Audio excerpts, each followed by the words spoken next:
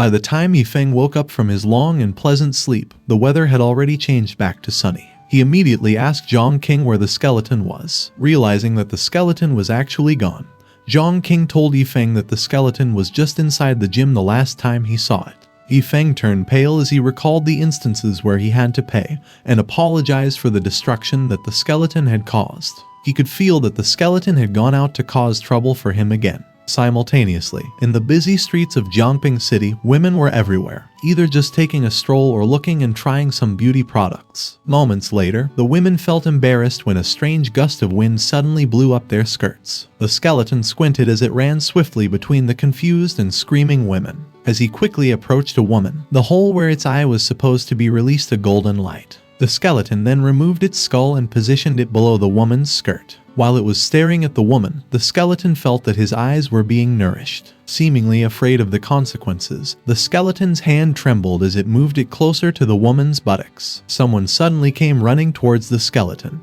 Before it could touch the woman, Feng kicked the skeleton and called it a shameless bastard. Seeing that the skeleton was really going to give him trouble again, Feng got angry. The people around Feng couldn't believe that he was beating up the skeleton. Feng picked up the skeleton and ran away. A woman told her friend that she felt a burning sensation all over her, which disappeared all of a sudden. Her friend wondered if it was because the wind was too strong that day. Later that day, in Feng's martial arts gym, Feng said that the skeleton was like a tarsal maggot. He had already thrown it away, buried it, and locked it, but nothing worked. Since he had one last resort left, Feng said that on that day, it would be known if the skeleton would die or if he would go crazy. The skeleton slowly poked its skull out of the cloak. It then released some noises and tried to act cute. Feng punched the skeleton, saying that he would like to see how it would escape if his body was dismantled. The skeleton raised his hand to give his last greetings to Feng. Feng got even more angry as the skeleton flipped the bird at him. While Feng eyed the skeleton dangerously, Jongqing suddenly arrived. He informed Feng that people who had been carrying a palanquin and calling themselves the Pingjiang Chamber of Commerce were outside his martial arts gym. He told Feng that they had said his previous book, Dream of Red Mansions, still held its share of money, and they wanted him to come over and retrieve the money. Feng said it might just have been Mao Lin's trick. He told Jongqing that no matter what Mao Lin's intentions were, they should not take his words seriously. They should just pretend that the money was lost. Jongqing strongly disagreed with Feng. He said it wasn't okay, and he would never allow others to look down on them. Jongqing reminded Feng that it hadn't been easy for him to run a martial arts gym since he had mouths to feed. He told Feng that even if he didn't want the money, he should take it to help those who really needed it, and never take advantage of the big bad guy who used to bully them. Feng called Jongqing silly for being too honest. Feng said that although kindness was a good thing, he was always afraid that Jongqing would be at a disadvantage if he went out on his own. Jongqing told Feng that he wasn't going anywhere, saying that he would protect Feng and the martial arts gym for the rest of his life. While he told Jongqing that he would be in his care, Feng noticed that Jongqing had actually grown taller. Feng decided to let Jongqing go in his stead. He told him to leave immediately after getting the money and not to worry about the rest. Feng said to Jongqing that he must remember that different paths did not seek each other. Later that day, at sundown, Feng told the skeleton that if he let it run around free, sooner or later it would cause a catastrophe. He stored the parts of the skeleton in different buildings, thinking that was the only way to do it. Feng said that on that day, in the name of justice, he would place a seal on the skeleton, keeping it from seeing the sunlight ever again. Telling it to die, Feng kicked the skeleton's skull and let it fall into the well. As soon as Feng had perfectly sealed the skeleton, a man suddenly arrived. The man hurriedly informed Feng that something terrible had happened. He told Feng that Jongqing had an accident, saying that he might not be able to make it. The man then asked Feng to go with him and have looked. The news greatly shocked Feng. It was clear from his reaction that he had a lot of questions. But knowing that it was an emergency, Feng quickly ran to where Jongqing was without asking any questions. The man who led Feng asked the crowd to make way, telling them that Feng had come. Jongqing was on the ground, bleeding. Not far from him is the people who seemed to have ambushed him. A man from the crowd couldn't keep himself from asking how Feng could only come to collect the corpse. Feng immediately checked Jongqing's condition. Despite being in a bad state, Jongqing was still conscious. He told Feng that he thinks that he wouldn't be able to keep his promise anymore. Feng exclaimed when he checked Jongqing's pulse. Although he was having a hard time accepting the fact that Jongqing is in critical condition, Feng quickly took action. He told Jongqing not to talk and promised him that he wouldn't let him die. When he got back to his martial arts gym, Feng took out all the medicines and pills he had stored. While he was looking for a certain pill, Feng kept talking to Jongqing, telling him not to be afraid. He assured him that with his presence, no one is going to bully him anymore. Wang Kai glanced at Jongqing, who kept coughing up blood. He could tell that Jongqing's wound is almost incurable for a mortal, and that Jongqing is on the verge of death. Wang Kai thought to himself that the only thing that could save Jongqing is the fairy grass. Jongqing, who was bravely fighting for his life, was sweating and panting heavily. Feng fed Jongqing the life-saving resurrection pill provided by the system. Wang Kai thought that Feng already knew that that kind of elixir could only temporarily retain a trace of vitality and danshan. Since finding the fairy grass is highly dependent on luck, Wang Kai was afraid that even Feng himself would not be able to help Jongqing. Feng stared at Jongqing's face. He asked Jongqing to go to sleep, telling him that he would be alright when he woke up again. Feng clenched his fists. He had promised Jongqing that no matter who it was, or even if he lost his entire fortune, he would make the people who had done that to him pay that debt with their blood. The skull on the well seemed to have heard what Feng had said. At the same time, a man was being scolded in the Pingjiang Chamber of Commerce. The man was called trash for failing to handle a little thing and was told that raising him was pointless. The man said that he hadn't meant to alert the target. He explained that Jongqing had immediately charged at them the moment he had seen their intention to kill Feng. The man then reasoned that he hadn't expected Jongqing to be a good fighter, saying that Jongqing had killed several of their brothers with just his bare hands. Mao Lin yelled at the man, telling him that all they knew was how to find excuses. Mao Lin's son, Mao Yi, asked Mao Lin to stop chasing the matter and to just let him do the work instead. Mao Lin said that the entire top brass of the Chamber of Commerce opposed his continuing as chairman. He thought that if Feng could not work for him, killing him would get him out of that predicament. Mao Lin said that he had worked very hard, saying that he had even sacrificed Yuna so that he could succeed as the next president. Three men suddenly appeared behind Mao Yi. Mao Yi assured Mao Lin that a mere mortal who made money with a pen was easy to kill. He then told him that those three martial spirits of the explosive heaven faction would help them directly solve Feng. Hearing that the three men were martial spirits from the explosive heaven faction, Mao Lin got excited. He said that in that way, they wouldn't have to worry about Liu Olai, who was a disciple of the Qingshan sect. However, Mao Lin was still worried since Yuna had told him that she felt that Feng was not simple. Mao Yi asked Mao Lin what would happen to the most extraordinary mortal if he ran into a cultivator, and who could break the iron rule that mortals were invulnerable to cultivators. Mao Yi said that if Feng could break the natural laws of the world, he wouldn't be a kid who was making a living in the downtown area. Afraid that he might lose all of his money, Mao Lin asked Mao Yi if it had cost a fortune to hire those three people. Mao Yi told Mao Lin that he could rest assured, saying that the three didn't care about treasures. Mao Yi informed Mao Lin that all they needed were 100 beautiful young women. Mao Lin froze. He was surprised by what Mao Yi had told him. Thinking that he could exchange women for money, Mao Lin gladly told the three men that as long as they helped them deal with Feng, he would offer not just 100 but 200 beautiful young women. One of the three men expressed his satisfaction. He then said that after resting for a day, they would take care of Feng for Mao Lin. Meanwhile, in the Beifeng Chamber of Commerce, Jongqing expressed that he was glad, saying that with Feng's arrival, the Beifeng Chamber of Commerce was really shining again. He immediately ordered someone to go and prepare some tea for Feng. Moments later, Jongqing asked Feng to have some tea. Silence filled the room as Jongqing patiently waited for Feng to say something. Jongqing couldn't help but wonder if he had done something wrong or if the Beifeng Chamber of Commerce had inadvertently touched Feng's scales. Breaking the silence, Feng asked Jongqing to confirm if his Chamber of Commerce could kill people. Jongqing didn't understand why Feng suddenly asked him that question. Seeing that Jongqing was confused, Feng explained to him that he wanted to kill the people behind those who had almost killed Jongqing. Jongqing was shocked. He couldn't believe that with Feng's identity, there were still people who would dare make a move against his disciple. Jongqing thought that if that matter was not handled properly, and if they let Feng handle the matter on his own, the whole Jongqing city would be completely burned down to death by Feng's rage. Feng asked Jongqing if there was a way for him to fulfill his request. Jongqing sweated heavily as he tried to think of how to answer Feng without making him even angrier. Since it was taking a long time for Jongqing to answer, Feng told Jongqing that he was willing to pay any price if they needed remuneration. Jongqing hurriedly said to Feng that there was a way. He then asked him who had harmed his disciple. Feng informed Jongqing that he thought that it was someone from the Pingjiang Chamber of Commerce and that there was no evidence yet, so they still needed to check it.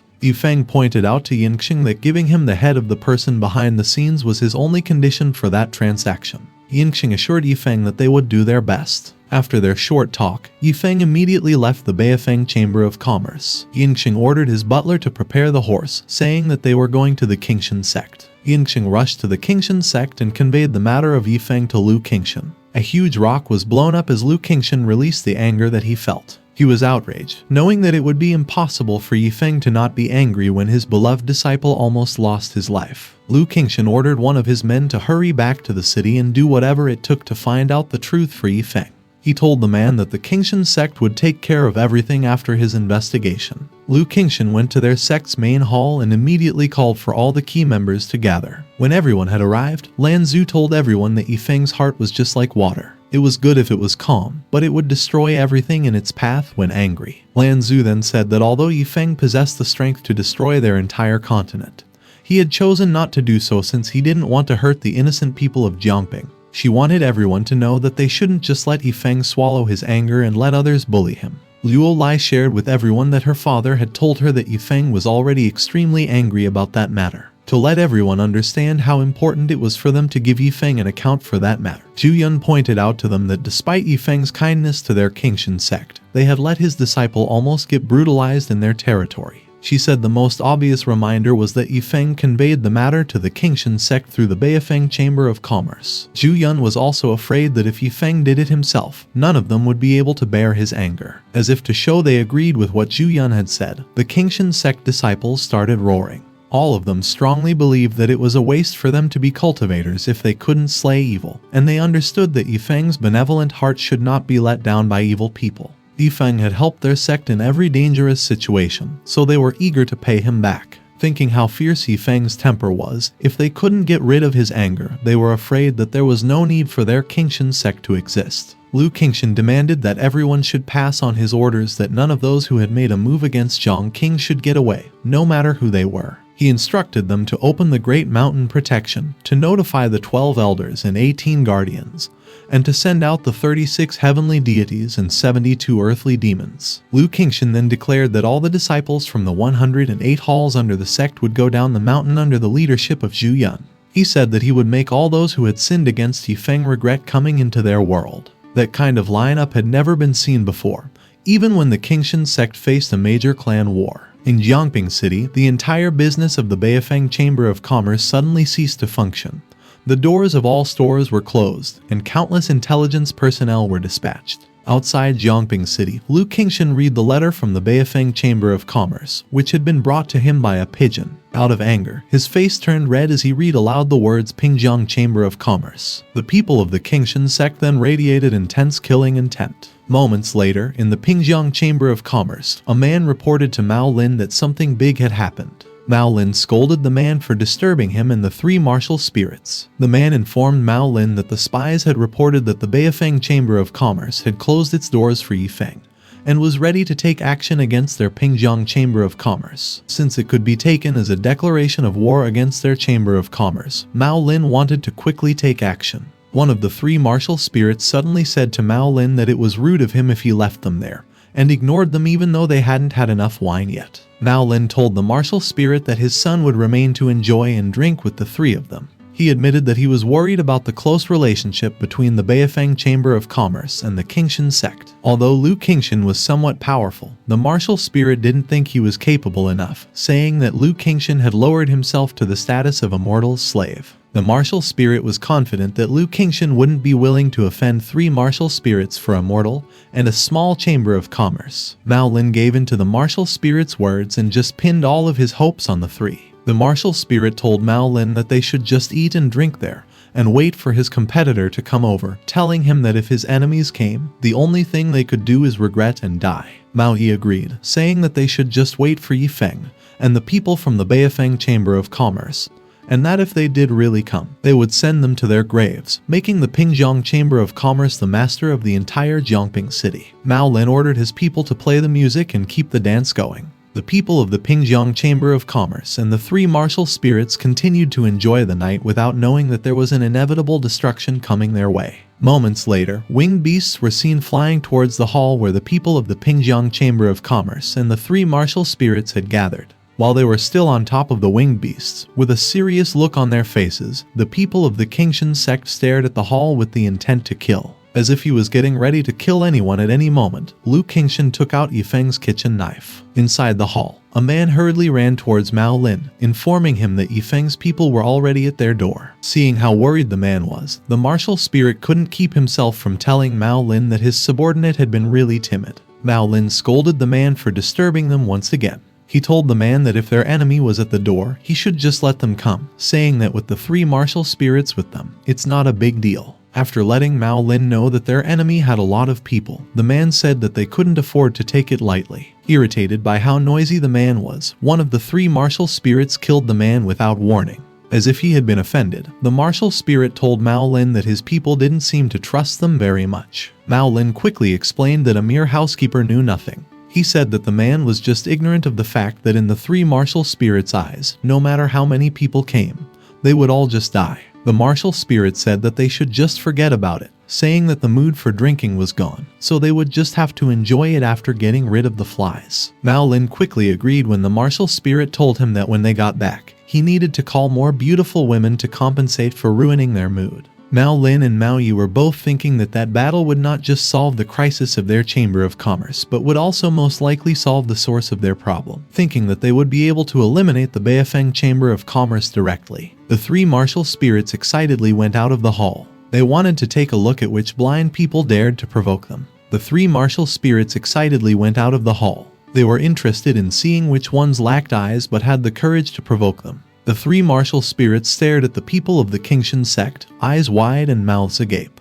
They couldn't help but curse. Seeing how strong the lineup of the Qingshan sect was, the 3 realized that they were in a war and not a simple battle. They could immediately tell that none of those from the Qingshan sect had a weaker cultivation base in comparison to theirs. Winged beasts and some warriors wearing golden armor roared as they approached the 3 martial spirits. One of the martial spirits suddenly noticed an unusually powerful aura, but he couldn't figure out where it was coming from. Lu Qingshan stared at the 3 martial spirits. In his hand was Yifeng's kitchen knife, which was covered with a thick, fiery aura. Mao Lin was shocked by the number of people who had come for them, but he quickly regained his composure, believing that although there were so many of them, with the 3 martial spirit masters on their side, there was nothing to worry about. He pointed out that in the eyes of the 3 martial spirit masters, the people of the Qingshan sect were just silver inlaid gun heads. Silver inlaid gun head is a metaphor, which means that the appearance is very good, but in reality it is not very useful. Mao Lin asked the 3 martial spirit masters to confirm whether what he said was correct. The 3 martial spirit masters ground their teeth as they wondered if Mao Lin was blind.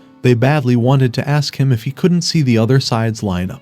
Not to mention the 3 martial spirits. Even if 3 martial kings were there, they could do nothing but wait for their deaths. The 3 martial spirit masters were certain that the people in front of them were not people they could afford to mess with. Mao Lin curiously asked the 3 martial spirit masters why they weren't saying anything. One of the martial spirit masters mercilessly smacked Mao Lin as he ran out of patience. The 3 martial spirit masters said that they were leaving. They reminded Mao Lin that he still hadn't given them enough to drink and that they wanted to take a day off and rest that day. One of the martial spirit masters told Mao Lin to remember to find Mr. Zhao if they needed anything. He then glanced at Lu Qingshan, seemingly trying to figure out if he would let them off the hook. But before the 3 martial spirit masters could go far, Mao Lin asked them who Mr. Zhao was. Mao Lin even reminded them that they had vowed to help him get rid of the people from the Qingshan sect. Without looking back or saying a single word, the 3 martial spirit masters ran like their lives depended on it. It didn't take long before they were suddenly brought to a halt when, out of nowhere, a bright golden light blocked their way.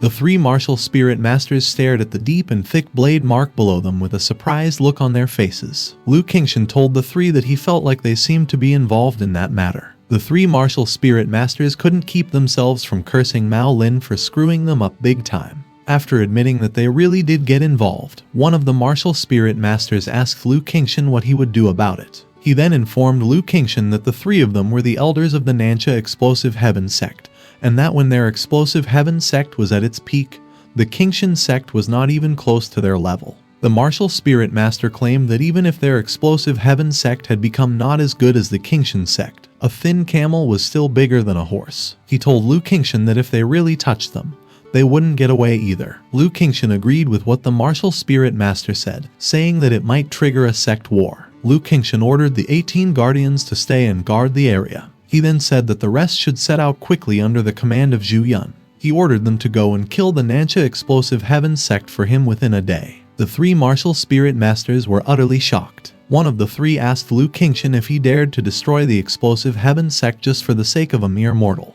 After asking the 3 why he wouldn't dare to, Lu Qingshan said that even if the explosive heaven sect was at its peak and if they dared to offend Feng, he would still take care of them. Pointing out that love is more solid than gold, Lu Qingshan ordered his men to capture the 3 martial spirit masters. Mao Lin couldn't believe that the 3 martial spirit masters that he was so proud of didn't even resist and got easily caught in one fell swoop.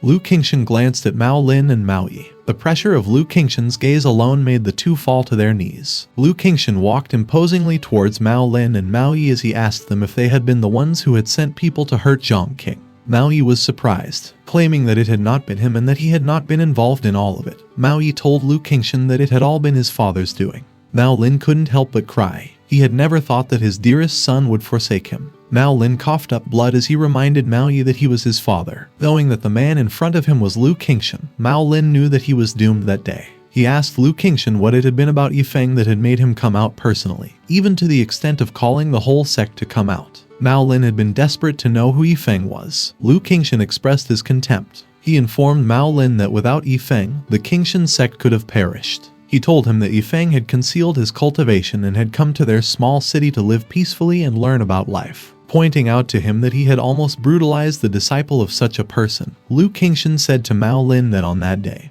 he would die along with the destruction of his Pingjiang Chamber of Commerce. He made Mao Lin realize that he had been too blind to see the opportunities that Feng had given him and that he could have surpassed 10,000 people if he had seized one of those opportunities. Mao Lin remained silent even after being called an ungrateful fool. Believing that Feng had really concealed his cultivation and had entered their mortal world to travel the world and live peacefully, Mao Lin had hated himself.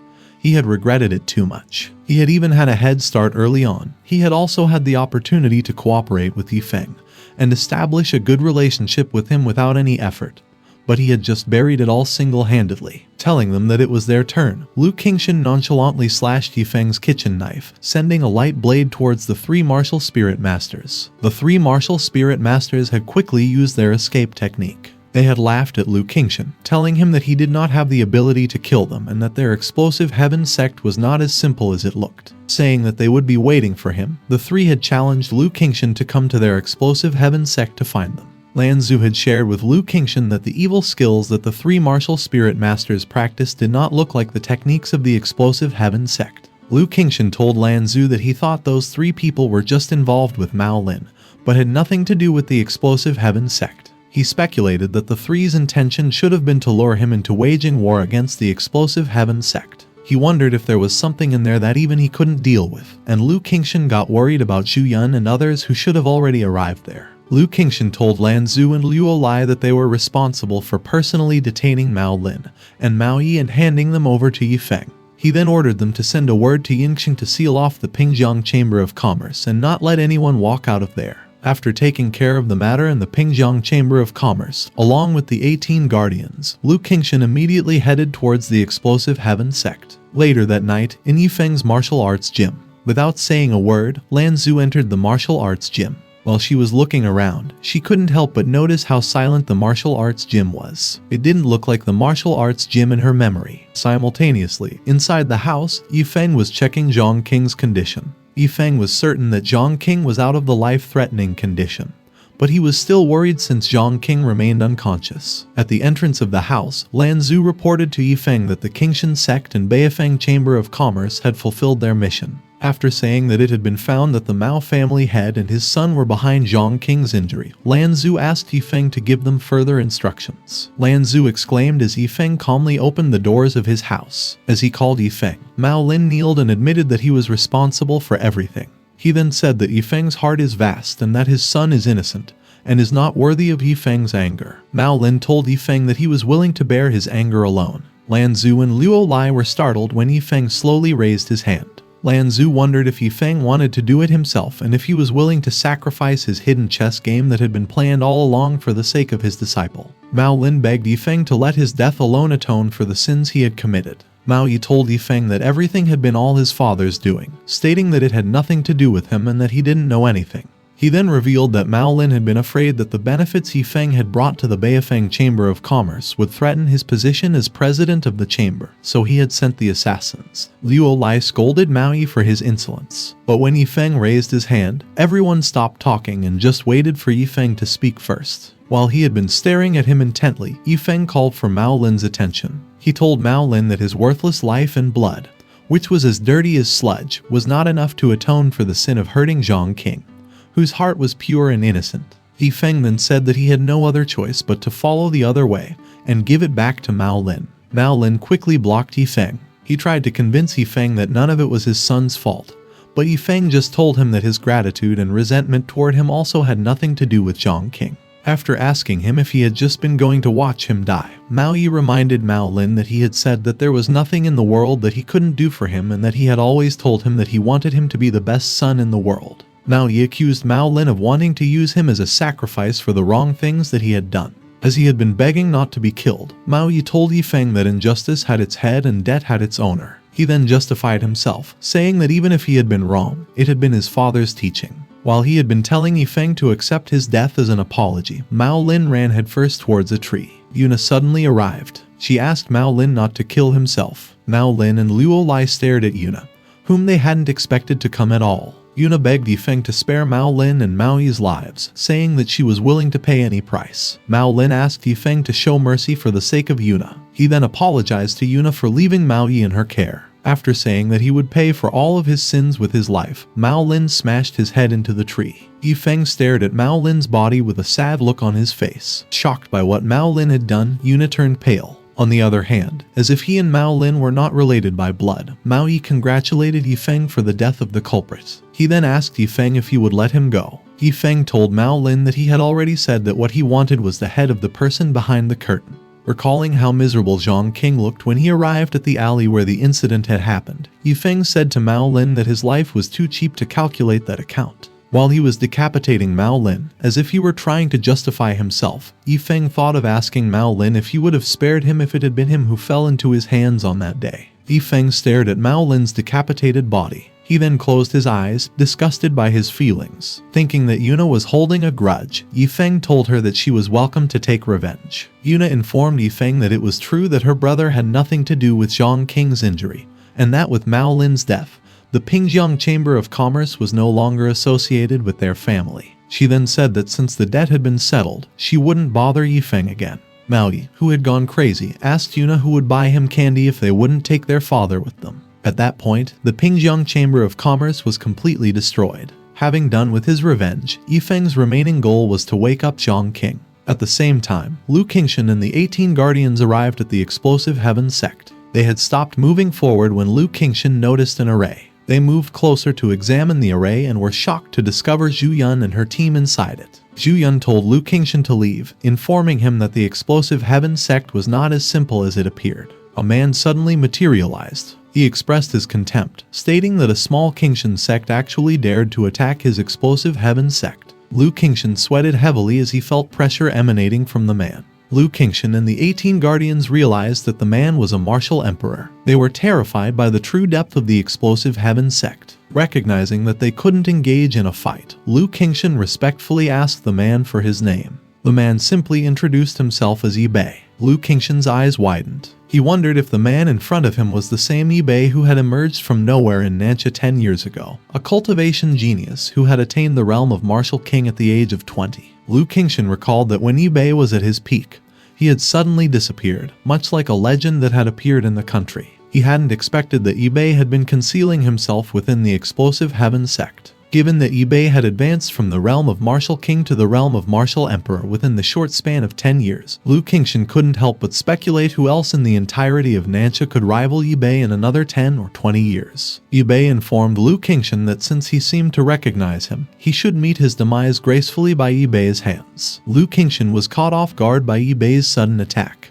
While he was struggling to defend himself, Lu Qingshan explained to Yibei that they hadn't intended to offend him. He stated that it was all because the 3 elders of the Explosive Heaven sect had offended a senior. He implored Yi to distinguish between right and wrong, not to employ the strength of the mighty to suppress those seeking justice, all the while sheltering the wicked who committed crimes. To let him know that he doesn't have the right to seek justice with him, Yi reminded Lu Qingshan that he blew up the bodies of the 3 elders of his sect first and even went out to great lengths to shake the foundations of his sect to provoke him in front of the sect gate. He then said that, by his reasoning, Lu Qingshan deserved to die by his hands. Lu Qingshan declared that if Yi intended to show favoritism, he would fight for his senior with all his heart. As he swung the kitchen knife, Lu Qingshan said that he hoped Yi had weighed the consequences clearly. Yi, who was scornful, told Lu Qingshan that his level of attack was ineffective against him. But when his face suddenly got wounded, Yi contemptuous look disappeared. Since he was certain that a little martial king was not capable enough to break through his attack, Yi immediately figured out that the kitchen knife was a peerless divine weapon.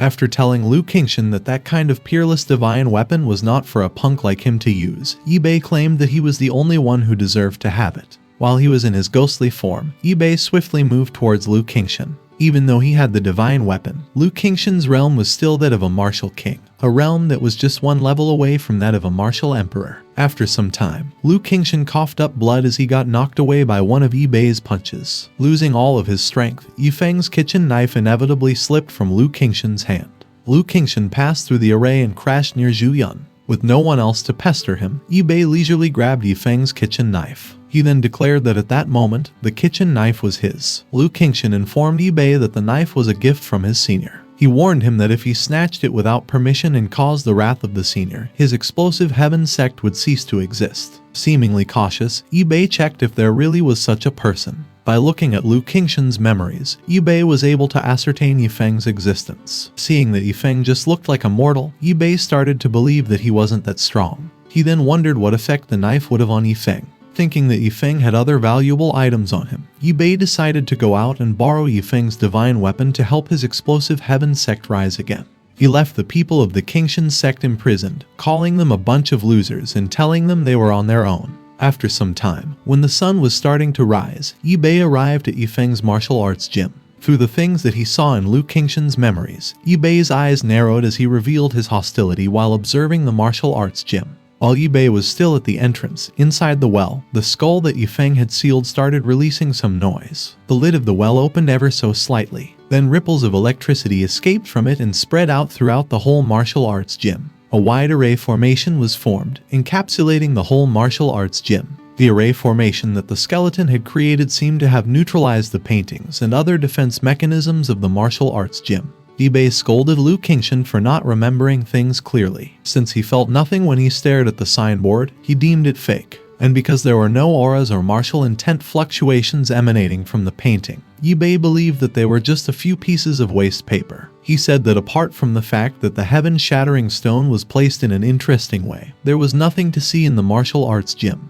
Yi was starting to believe that Lu Qingshan had just made up his own mind about how great Yifeng was. He thought that the odds are that Yifeng is just a paper tiger. Yi stepped into the middle of the martial arts gym. Thinking that it was an arsenal of weapons to be plundered by the truly powerful, he found the martial arts gym perfect for him. But he thought that taking without telling was stealing, so he wanted to directly take ownership of the martial arts gym away from Yifeng's hands. Yi said that he would do as he pleased, and kick around the gym since Yifeng wanted to pretend to be a ghost and set up a stupid martial arts gym. Wang Kai was alarmed. He felt Yi's hostility and martial emperor aura, but he just continued sleeping, thinking that it was alright. Yi kept on kicking the gong until Yifeng arrived. After making his presence known, Yifeng asked Yi what he was knocking for. After trying, Yi confirmed that he couldn't see through Yifeng's cultivation. He then told Yifeng that he had come to kick the ring in that martial arts gym. Since Yifeng asked him if he knew what it meant to kick the ring, Yi explained that kicking the ring meant an open challenge for a match that had to be decided with one's life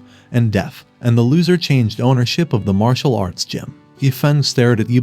Confident of his skills, Yi taunted Yifeng, telling him that the weak are always irritable. Yifeng just sighed and walked away. He told Yi to leave, saying that he didn't want to fight him since he wasn't his opponent. Yi took Yifeng's words as an insult and became enraged. He told Yifeng that he had a lot of nerve for having the courage to say those words to him. Yi then stated that since he had come to kick the ring, Yifeng would have to get kicked. Yifeng believed that when a martial arts gym kicks the ring, it's called martial.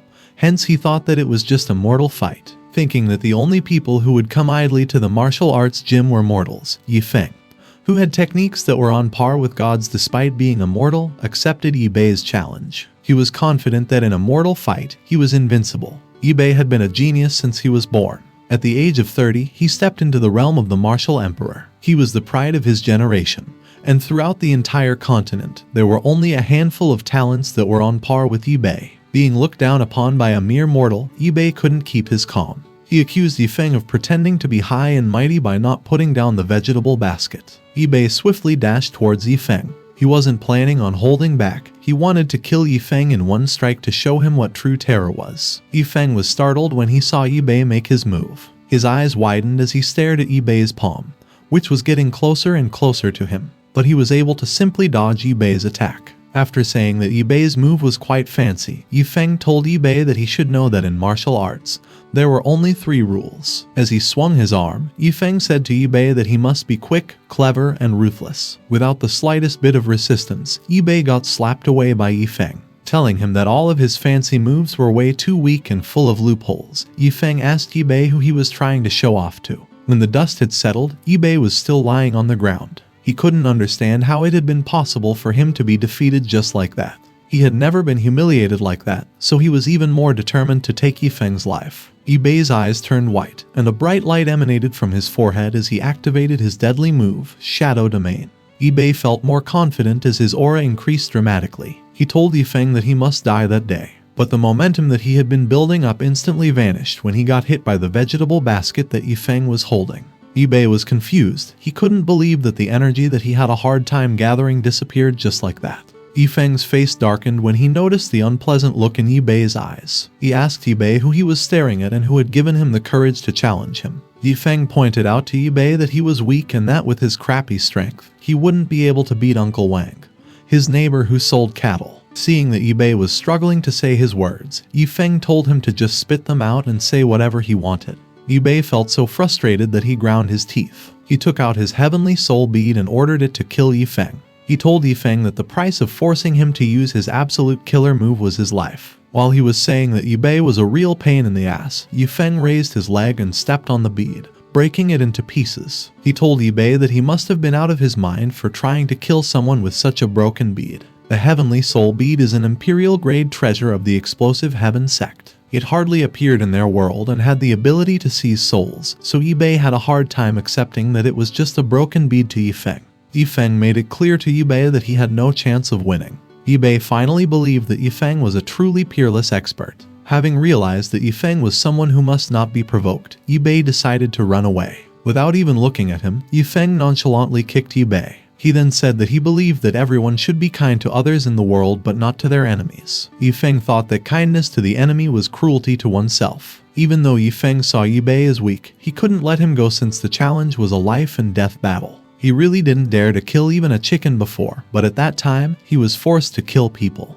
Feng stepped on Bei's back and pulled his arm. Although Bei was screaming in pain, Feng was still indifferent. He was determined to do things properly since he was in a different world. And he believed that the ones who choose to kill are those who are prepared to get killed. Despite using all of his cultivation to defend, Bei still couldn't block Feng's attack. He couldn't take the pain anymore, so after admitting that he was wrong, Bei begged Feng to let him go. Hearing Bei beg for his life seemed to have angered Feng even more. He ruthlessly stomped on Bei's face, making him scream in pain. Feng and Bei suddenly heard a loud thud coming from the house. Feng got distracted, wondering if the sound was caused by Jongqing. Bei quickly crawled away when he got the chance. Feng noticed the token, which had the name of the explosive heaven sect written on it. After telling him that he would let him go, Feng told Bei that he would visit him in person in a few days and settle that account. Bei immediately went back to the explosive heaven sect. He was thinking that if they waited for Feng to come, their explosive heaven sect would be razed to the ground. Bei was determined not to let decades of hard work be destroyed. He was convinced that Lu Qingshan's judgment of Feng was right. But he didn't blame his eyes for being blind since Feng intentionally left the mundane world and entered the mortal world to learn about life. Bei went to the array where the people of the Qingshan sect were imprisoned, hopeful that he still had a chance to survive. Lu Qingshan glared at Bei. Since no one in their group was capable enough to fight against Bei, Lu Qingshan couldn't help but think that their Qingshan sect would be extinct that day. While he was waiting for his death, Lu Qingshan thought of Feng. He wanted to tell him that he and his Qingshan sect had no regrets. Calling him Brother Qingshan, Bei told Lu Qingshan that everything was just a misunderstanding. He then ordered his men to withdraw the formation. The people of the Qingshan sect stared at Bei, eyes wide and mouths agape. After releasing the people of the Qingshan sect from the array, Bei burst open the gate of the explosive heaven sect with the speed of lightning. With a warm smile on his face, he invited the entire Qingshan sect inside. Even though Bei was strong, that move undoubtedly placed the explosive heaven sect's belly on the tip of the blade of the Qingshan sect. Lu Qingshan and Zhu Yun had many doubts in their minds, but because the lives of hundreds of thousands of Qingshan sect members were in Bei's hands, they had to comply. Following Bei's command, the people of the Qingshan sect were treated to a feast of 10,000 tables. Lu Qingshan asked Bei what was on his mind. Not wanting to be seen as a coward, he told Bei that if he wanted to kill him, he should just do it without resorting to such theatrics. Bei told Lu Qingshan that he merely wanted to sincerely apologize to him and all the people at the Qingshan gate. To demonstrate his sincerity, Bei drank the wine first. Despite sensing that Bei's eyes had completely lost all hostility, Lu Qingshan remained wary of the calculating smile that Bei displayed. He couldn't discern the truth behind Bei's actions, so he worried that if he ended up dead, something bad would happen to his clansmen. Lu Qingshan pondered if it would be better for him to die first, to die with dignity rather than being toyed with. However, he quickly dismissed the idea, believing that real courage is not dying bravely for something, but rather living humbly for something. After assuring Lu Qingshan that he would dispel his doubts, Bei ordered his men to bring forward the three troublemakers. Almost immediately, the three martial spirit masters stood before Lu Qingshan. Without any warning, Bei suddenly swung his hand. After beheading the three martial spirit masters, Bei apologized to Lu Qingshan for the delay, stating that those three heads should have been given to him long ago. Since the people who managed to escape from the divine knife were easily killed by Bei, Lu Qingshan believed that this was not only a calculated display of friendship, but also an intentional shock. He planned to observe what Bei would do next. Lu Qingshan suggested to Bei that they should end the feud between their two sects, mentioning that Bei had a deep understanding of righteousness, and that settling grievances was better than prolonging them. Bei agreed with what Lu Qingshan had said. He then told him that they should eat and drink without being polite, and that he had a big treasure to offer. Bei flicked his fingers to signal his people to bring out the treasures. The treasure that Bei offered to Lu Qingshan was the smoky sandalwood made by the alchemist of the explosive heaven sect using many precious materials such as hua root, xialing leaves, and so on. Bei said that the treasure was called huazi tan, which was also known as huazi. After clarifying that he wasn't bragging, Bei informed Lu Qingshan that they could only produce 20 pieces of huazi a year. He said that with just one blow, one would be able to float like an immortal, making one piece of huazi worth more than 10 days of hard cultivation.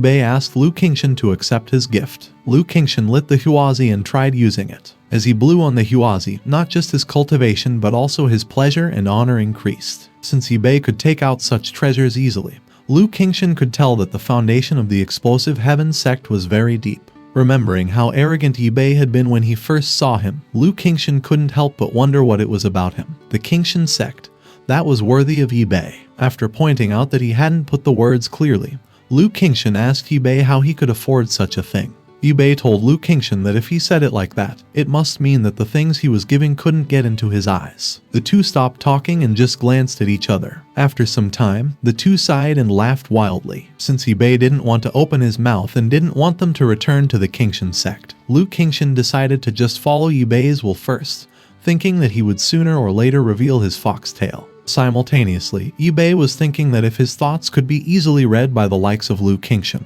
he would not be the leader of the explosive heaven sect. The people of the Qingshan sect drank and ate at the explosive heaven sect without holding themselves back. Later that day, Lu Qingshan had drunk so much that he struggled to walk straight. Drowned in alcohol, Lu Qingshan told Bei that the whole world envied his talent, telling him that in just 30 years, he had become a dragon and a phoenix among men. Not bothering to talk to a drunk person, Bei asked someone to take Lu Qingshan to rest. At the age of 30, Bei broke through to the realm of the martial emperor using the resources of a clan, not his talent. The world is complicated, and people's hearts are sinister. After all, those who knew what was right were the best. Bei's subordinate offered him a scroll containing information about the aptitudes, hobbies, and personalities of Lu Qingshan, Zhu Yun, and many elders of the Qingshan sect. The subordinate then whispered to Yi-Bei that everything was fine except Zhu Yun. Curious, Yi-Bei asked his subordinate what was wrong with Zhu Yun. The subordinate informed Yi-Bei that Zhu Yun didn't love the beautiful face but the white lotus, and that the people of their explosive heaven sect simply could not find that much of an innocent person.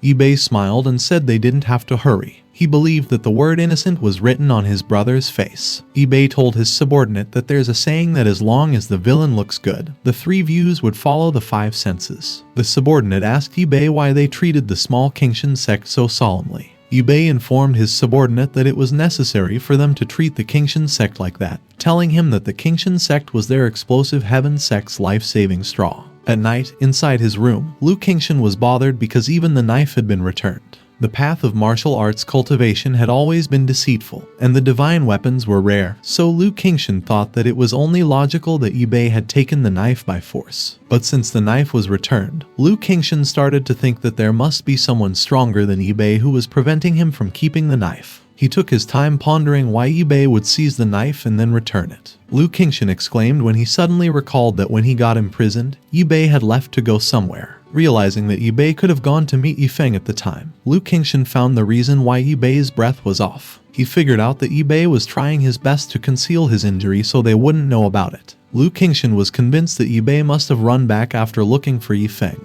and getting beaten halfway to death. He became certain that the reason Yi-Bei was trying so hard to please him and the whole Qingshan sect was that he wanted to save his life. Lu Qingshan understood that compared to his life, there was nothing Yi-Bei could not pay. Since he was able to see through Yi-Bei's scheme, Lu Qingshan started feeling upbeat. But then his face turned ugly when he suddenly realized something. Knowing that he was nothing in front of Feng, Lu Qingshan thought that if the Qingshan sect was bound to Yi-Bei, it would mean their end too. The entire Qingshan sect would also be buried with the explosive heaven sect. He planned to get out of there no matter the cost. When he opened the door of his room, cat girls were the first things that he saw. Lu Qingshan was extremely surprised. The cat girls informed Lu Qingshan that they were sent by Yi-Bei to serve him. Lu Qingshan prayed to Avalokiteshvara, the bodhisattva of compassion. He couldn't help but wonder where Yi-Bei got information about his deepest, hidden, ultimate aesthetic. One of the cat girls asked Lu Qingshan why he was chanting the Buddha's name even though he was a cultivator. The other cat girl said that it must be because Lu Qingshan had lost his true nature. She told Lu Qingshan that he should not put up with it and that he should just give up and let them take care of him.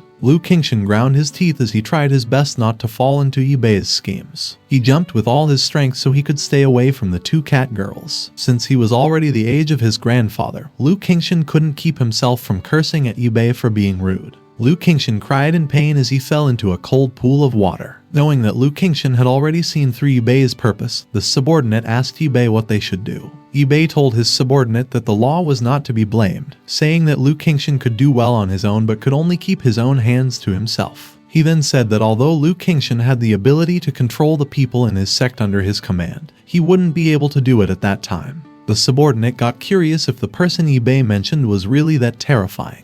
Yi-Bei clarified to his subordinate that Feng couldn't be called a person. He told his subordinate that Feng was not a human, and there's no way to know if Feng was a martial supreme, an immortal, or an existence close to a god. Yi-Bei suddenly laughed wildly and said that Feng's mighty power was unfathomable. The next day, Lu Qingshan's voice echoed inside the hall. He couldn't take it any longer. After telling them that they were off the hook, Lu Qingshan explained to the cat girls that it wasn't that he couldn't handle the two of them, but he took the big picture as his priority first. He then declared that the Qingshan sect would never fall for Yi-Bei's schemes. The man who was fixing the roof couldn't help but scold Lu Qingshan for not walking through the door. Lu Qingshan confronted Yi-Bei. He called him shameless for pulling him into his thieving ship to face Feng's outrage together. He told Yi-Bei that it was impossible for him to submit and that there was no way his Qingshan sect would be in the same stream as his explosive heaven sect. Yi-Bei said that Lu Qingshan had been so busy enjoying himself for the past 2 days that he didn't know what was going on.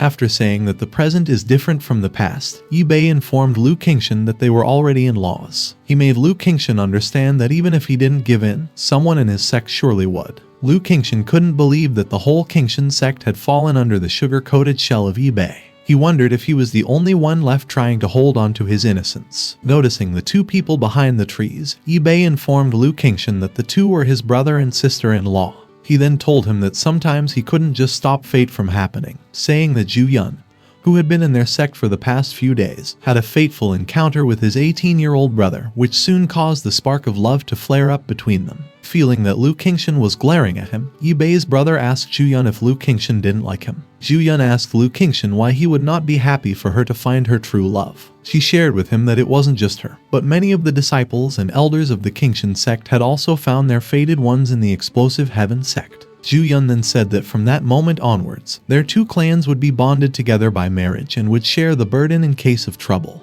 Knowing that the hearts of the entire Qingshan sect had tilted towards the explosive heaven sect, Lu Qingshan realized that if he insisted on breaking that relationship, not only would he lose the hearts of his people, but he would also be resented by everyone. He had fallen for Yibei's cunning move. Yibei told Lu Qingshan that he shouldn't be angry since things had already happened, telling him that they should just accept them. After Yibei told Lu Qingshan that they should discuss it at a later time, Lu Qingshan said that he needed to go into seclusion for a day, and that he would take the two cat girls to assist him. Lu Qingshan immediately took off with the cat girls, leaving Yibei behind. At the same time, Feng was walking in the Shanhao mountain behind Jongqing city. He had gone there to look for the true healing spirit that could really cure Jongqing's injury. Feng thought that it could only be found in the Grand Canyon and in places where heaven and earth were rich in spiritual energy. Meanwhile, somewhere in the Shanhao mountain, a young woman who had been lying on a tablet was sleeping soundly with a book on her face and some papers scattered around her. Her sister, Mao Mao, scolded the woman for falling asleep while reading a particular man's book again.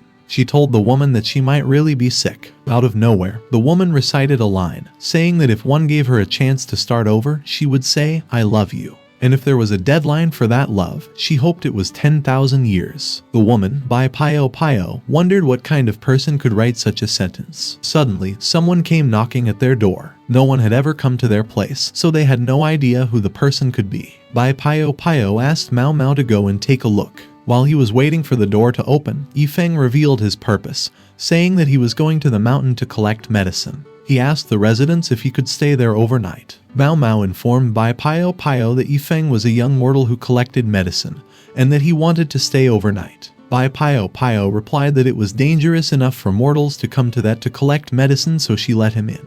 After that, Feng thanked her for letting him in. He then exclaimed the moment he laid his eyes on Bai Pio Pio, who was just sitting on the tablet, deep in her thoughts. Feng could immediately tell that Bai Pio Pio was a beauty with great temperament. He then recited a poem, saying that after the fresh rain in the empty mountains, the weather was late in autumn. The bright moon shone among the pine, and the clear spring stone was up. The bamboo noise went to the Wan girl, and the lotus moved off the fishing boat. Feel free to rest in spring and Wang, and sun can stay on their own. Mao Mao glared at Feng and told him to come with her. Feng said that the scenery was just so beautiful that he couldn't help it. Bai Pio Pio couldn't believe that an ordinary man in the mountains could have made such a poem. She stared at Feng, observed his features, and thought that he wasn't necessarily an ordinary person. After appreciating his poem, Bai Pio Pio thanked Feng. In response, Feng told Bai Pio that she was welcome. After some time, the rain continued to pour. Mao Mao entered Bai Pio Pio's room, telling her that it was done. She was surprised when she saw that Bai Pio Pio had written the poem that Feng recited. She couldn't help but ask her if she had a crush on Feng. Bai Pio Pio explained that she just thought that the poem was really suitable for them. She then asked Mao Mao to decorate it and hang it up after the ink dried. Mao Mao teased Bai Pio Pio, telling her that it was the rhythm that sparked love. Bai Pio Pio told Mao Mao that even if Feng was good, he was just a mortal. She said that the two of them lived in a different world and that she would never fall in love with someone based on a poem alone. Bai Pio Pio's heart had long been taken by the author of the book that she liked. Feng used his godly skills to chop some vegetables. He then tossed them passionately onto a white, blushing hare. An hour later, the hare started releasing an appetizing aroma. After taking a bite, Feng said that eating it with a pot of good wine was simply delicious. After drinking a good mouthful of wine, Feng's face expressed both joy and satisfaction. Because of what he had been feeling, he recited the most popular Chinese quatrain written by Lai Bai. In front of my bed was the bright moonlight. I suspected it was frost on the ground. I raised my head to look at the mountain moon. Then I lowered my head, thinking of my hometown. The scene reminded Feng of his old days when he used to hang out with his brothers and friends. Someone suddenly approached Feng and appreciated the poem he had just recited. Bai Pio Pio said that she wondered who in the world of mortals could make such a poem. To satisfy Bai Pio's curiosity, Yifeng said Lai Bai's name. Not knowing who Lai Bai was, Bai Pio thought that Lai Bai was Yifeng's name. Yifeng wanted to clarify things, but before he could speak, Bai Pio introduced herself and her sister, Mao Mao. Yifeng just let things be, thinking that it was too troublesome to explain. He simply returned the greetings to Bai Pio and Mao Mao. When Yifeng offered Bai Pio his food, Mao Mao told him that Bai Pio wouldn't eat it because it was so greasy and looked so dirty. Bai Pio scolded Mao Mao, telling her that she shouldn't be rude. While Bai Pio was thanking Yifeng, Mao Mao thought to herself that even though Bai Pio no longer needed to eat because of her cultivation, she still had to out of mortal manners. Bai Pio exclaimed after tasting Yifeng's food. Mao Mao couldn't help but get curious when Bai Pio told Yifeng that his food was so delicious. Seeing that Yifeng didn't respond to her compliments, Bai Pio was shocked. She rarely complimented people, and in the sects, countless outstanding disciples couldn't help but flounder if they could get Bai Pio to look more. Wondering if Yifeng was just pretending to not care about her compliments, Bai Pio considered Yifeng a bit interesting. Mao Mao wasn't able to keep herself from cursing because of how delicious the food was, but Bai Pio just ignored her. Bai Pio prioritized asking Yifeng what he thought of her. Yifeng nonchalantly told Bai Pio that she was as beautiful as a fairy and that she was capable of causing the downfall of a city or country. Bai Pio then asked Yifeng if he liked her. To her surprise, Yifeng quickly and unabashedly said yes. While she was still recovering from her shock, Bai Pio asked Yifeng why. Yifeng recited a poem from the pre-Qin dynasty. He said that Guan Juju, on the river island, a fair lady, a gentleman is so good.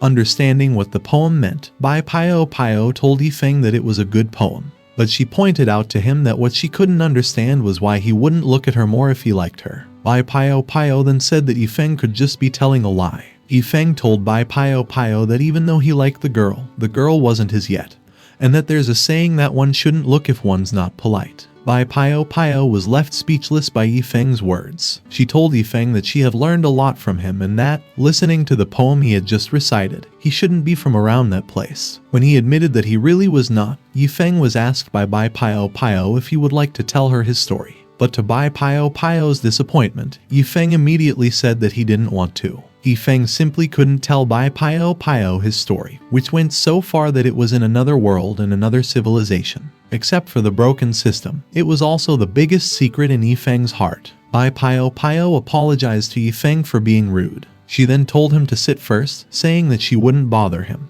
Bai Pio walked away, but then suddenly stopped. She asked Yifeng if he read books. Yifeng simply said he didn't read books. Bai Pio stared at Yifeng with a disappointed look on her face. She found it regrettable that Yifeng didn't read books, thinking that they could have been close friends otherwise. The next day, Mao came running to Bai Pio in a hurry. She told Bai Pio that after she had said her goodbyes to Yifeng, she found a book in his room.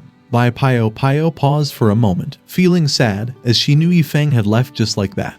But she got angry when Mao pointed out to her that Yifeng had tried to steal her book, telling her that she had seen her book on his bed. Seeing that Bai Pio actually still had her book, Mao wondered why there were two identical books. Bai Pio told Mao that the book she had found seemed to have been left by Yifeng. Mao was still skeptical, remembering that Yifeng had said that he didn't read books. Bai Pio said that Yifeng might have had something unspeakable to hide. She hadn't expected that a mortal would have so much in common with her. Bai Pio then told Mao to take good care of the book and return it to Yifeng when he came next time. Simultaneously, somewhere in the mountains, Yifeng realized that he had forgotten to take the book he used to cushion his pillow. Meanwhile, behind Shanhao Mountain, the two old men asked Wu Yonghong how he was doing. Wu Yonghong informed the two that the formation that had imprisoned them not only sealed off their cultivation base, but also closed the channels for them to absorb the spiritual energy of heaven and earth. He couldn't help but ask the two why they had gone through all that trouble for a waste like him despite not having much strength left. Xu Shiquang told Wu Yonghong that he didn't have to talk like that. Sun Juge said that although they might not last for a few days, they wouldn't leave Wu Yonghong behind.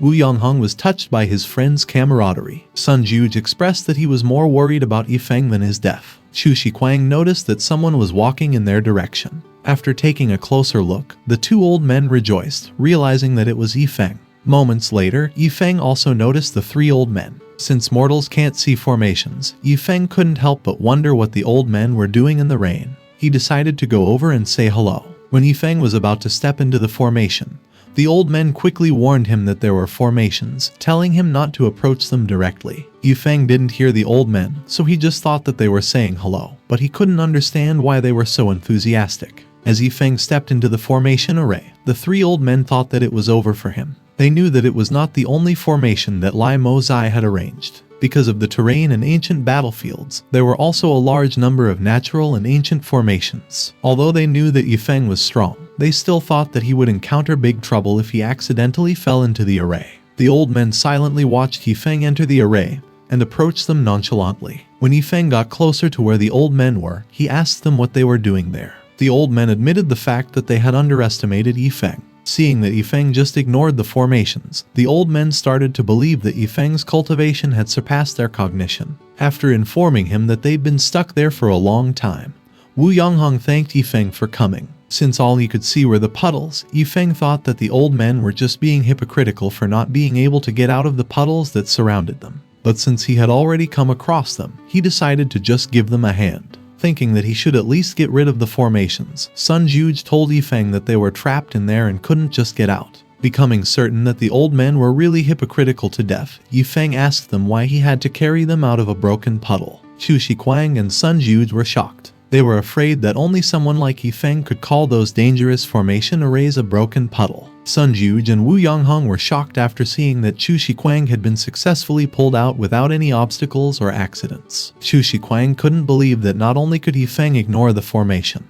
but even the people who were directly next to him could also be directly immune. He couldn't help but wonder what kind of cultivation one needed to have to be able to do it. After getting pulled out of the array, the three old men thanked Yifeng. Sun Juge asked Yifeng to take a look at Wu Yonghong, but Wu Yonghong, who thought that his injury was simply incurable, told Sun Juge that they shouldn't bother Yifeng. The three of them knew that when the Danshan broke down, the person was bound to be a waste. After taking a closer look at Wu Yonghong's injury, Yifeng expressed that the injury was indeed a bit serious. Wu Yonghong lost all hope, thinking that even Yifeng couldn't help with a broken Danshan. But to his surprise, Yifeng said that although Wu Yonghong's injury was a bit serious, he could still do something about it. Yifeng spat on the herb he had prepared and put it on Wu Yonghong's chest. While he was being told by Yifeng to hold the herb with his hands, Wu Yonghong wondered if that sloppy remedy would even work. Wu Yonghong suddenly exclaimed. He jumped up and spun around while his eyes released brilliant lights. Wu Yonghong's Danshan had been successfully repaired. Wu Yonghong kneeled in front of Yifeng. Knowing that he couldn't repay the favor and the new life that Yifeng had given him, Wu Yonghong asked Yifeng to accept him as his servant, saying that he was willing to go to the Sword Mountain and go down to the Sea of Fire. Wu Yonghong's politeness made Yifeng feel bad. Seeing how grateful Wu Yonghong was for the favor and the herb that he had given, Yifeng started to believe that people from other worlds were really very grateful. Yifeng told Wu Yonghong that he could help him in the future, saying that there was a wasteland just behind his martial arts gym that he planned to cultivate and plant something casually. Wu Yonghong immediately thanked Yifeng and said that he was willing to die for him. Sun Juge and Chu Shiquang were envious of Wu Yonghong, thinking that the benefits that he would gain in the future were inexhaustible. Because he was going to continue his journey into the mountains, Yifeng told the old men that they should go back to Jongqing city first. Wu Yonghong suggested to Yifeng that they go in with him, telling him that in that way, he could have some people carry his things. Yifeng thought to himself that those lousy old men, who couldn't even climb up a broken puddle, must have wanted to follow him into the mountains so they could climb up with his help. He was afraid that he would have a very hard time if they came with him. Yifeng quickly ran away. He told the old men they should go back, pointing out to them that they would be just a burden if they followed him. Wu Yonghong stared at Yifeng's back admirably. To him, the view on Yifeng's back was just like a rising sun, as if nothing in the world, not even the wind and rain, could enter Yifeng's eyes. Later that day, a crow named Haiyu asked a centipede how the true healing spirit grass that was in his care had fared. The centipede informed Haiyu that the true healing spirit grass had already matured. He told Haiyu that the demon lord could send anyone to pick it up at any time. After saying that their demon lord had been in seclusion for 2 days, Haiyu told the centipede that their demon lord would come over and pick up the spirit grass himself when he came out. He then reminded the centipede how important the spirit grass was to their demon lord and how crucial it was for him to guard it for the last 2 days without making any mistakes. Suddenly, Haiyu was shocked when he noticed Yifeng, who was about to grab the true healing spirit grass. Feng was glad that he had finally found the true healing spirit grass, which was what he needed to save Jongqing's life. Yu aggressively flew towards Feng to stop him from taking the spirit grass. Noticing a crow flying in his direction, Feng swung to the side and smacked the crow. Yu was confused. He couldn't understand how a human being, who was a mere mortal, could easily dodge his blow. While he stared at the wobbling Feng wondered where the silly bird came from. Yu shook his head to sober himself up. Furious, Yu used his technique, Deadly Rising Tornado, to attack Feng. Feng expressed his irritation. He was starting to think that there might be something wrong with Yu's brain. Yu was shocked. He couldn't believe that his attack had simply vanished. Deciding to use his full strength, Yu dove towards Feng at full speed. Having had enough of the bothersome crow, Feng smacked Yu with a shovel. The centipede stared at Yu's body as it lifelessly fell down the cliff. Seeing that Yu had been killed with a shovel, he couldn't help but wonder what kind of terrifying mortal Feng was. Since there was nothing he could do about Feng stealing the true healing spirit grass, the centipede decided to quickly report the matter to their demon lord. The next spirit grass that Feng planned on taking is a spirit grass that can be found where there is a lot of water, the water spirit grass. Moments later, the demon lord's loud voice echoed inside a cave, expressing his disbelief that someone had stolen his true healing spirit grass. After asking the centipede who the thief was, the demon lord's killing intent and bloodlust erupted. The demon lord was so eager to kill Feng that he immediately ordered the centipede to take him to where Feng was. Feng arrived at the same time as the demon lord left the cave. He saw the water cave on the map, so he decided to take a look to see if there was any water spirit grass in there. Some time later, while he was staring at Yu's corpse, the demon lord asked the centipede where Feng was. The centipede quickly said that when he left, Feng was still there. Out of anger, the demon lord's nostrils released some steam as he stomped his foot. He couldn't keep himself from cursing while he transformed into his ginormous humanoid form. The centipede's mouth was agape in panic.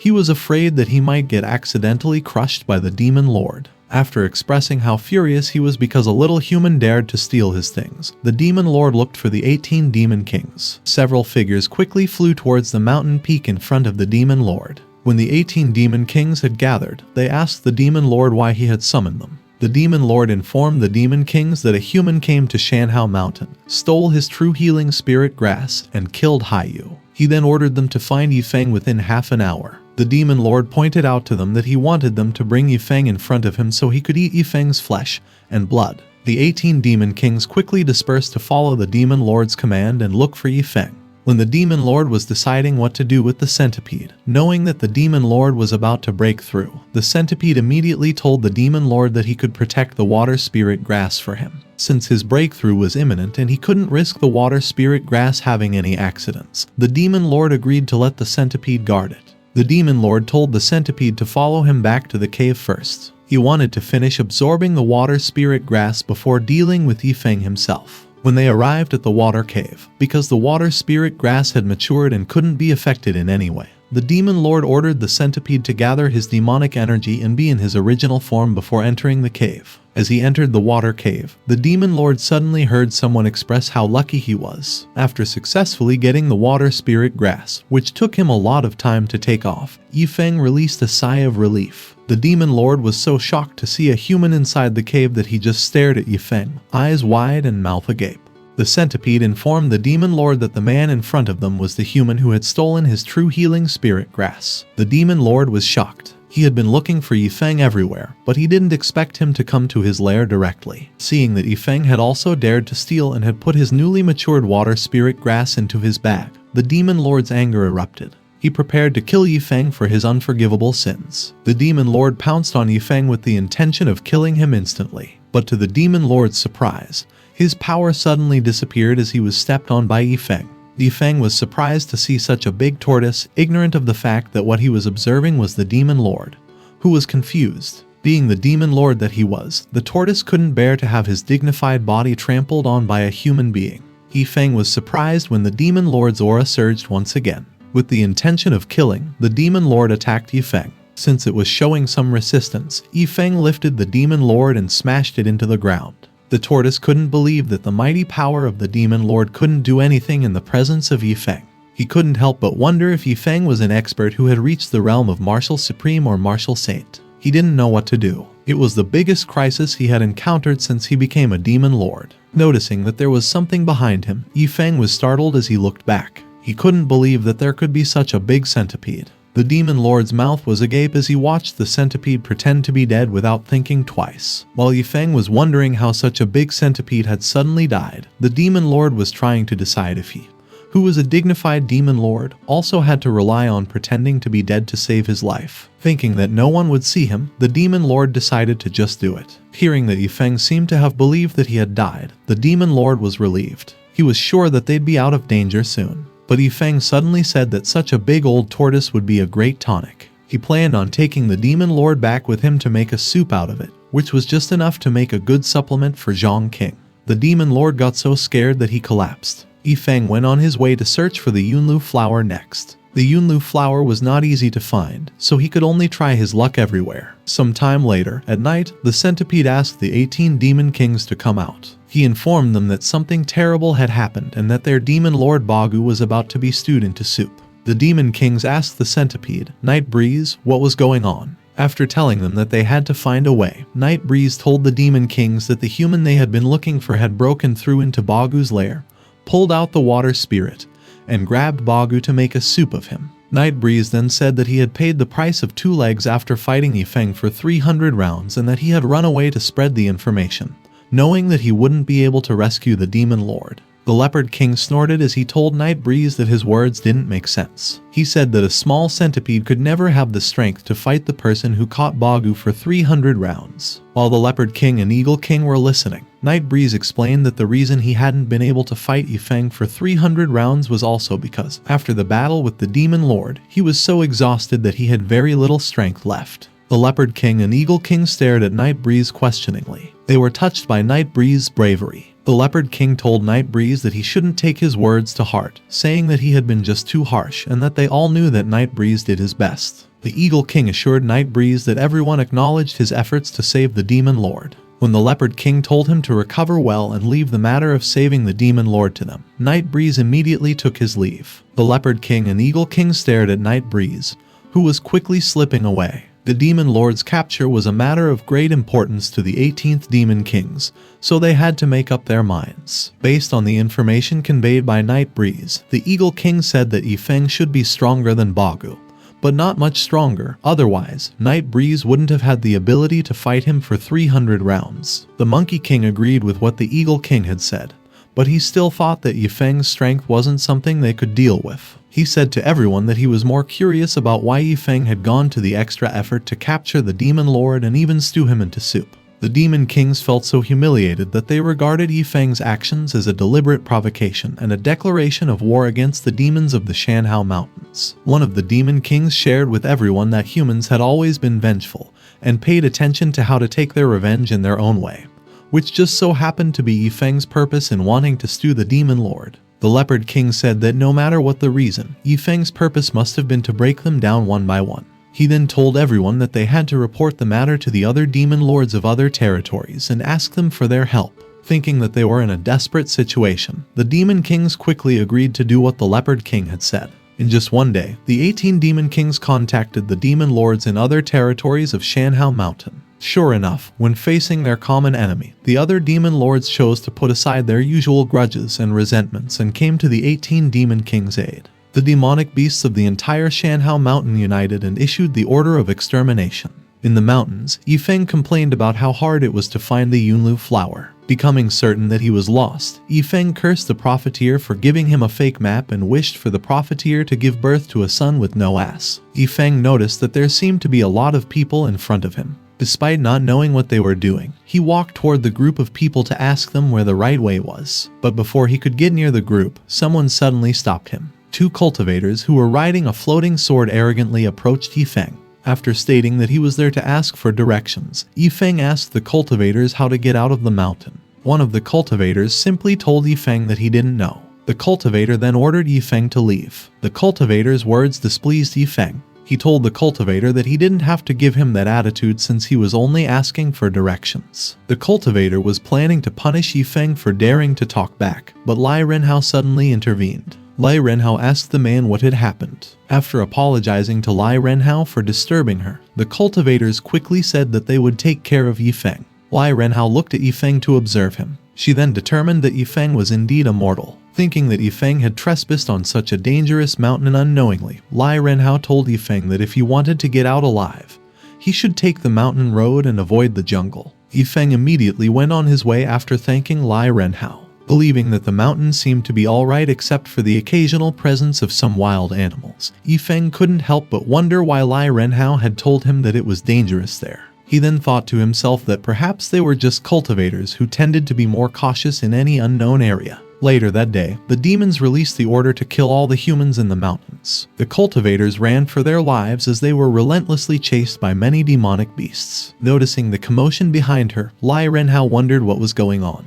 As he tried to attack Lai Renhao, the Eagle King declared that all humans must die. Although she was surprised to see a demon lord, Lai Renhao was able to quickly unsheath her sword and slash the Eagle King's claws. She then immediately backed off. She couldn't understand what was happening. She knew that there were many demon beasts in that mountain range, but such a huge herd of demon beasts had never been gathered in one place. Lai Renhao looked behind her when she noticed that the cultivators were being cut and killed like cabbages. She got even more confused when she saw that there were actually 2 more demon kings. The cultivators around Lai Renhao screamed in pain and called for help as they were being targeted by the demon beasts. A snake attempted to bite Lai Renhao's head while she was lost in her thoughts. Lai Renhao grabbed the snake and immediately used her soul search technique on it. Lai Renhao was surprised. She couldn't understand how there could be such a powerful person. The demon kings expressed their contempt after seeing that Lai Renhao had dared to be distracted when fighting with them. Later that day, Yifeng was glad that he had finally gotten out. Noticing a pond ahead of him, he couldn't help but smile. Yifeng expressed how comfortable he felt when he submerged half of his body in the pond. Moments later, he suddenly heard something.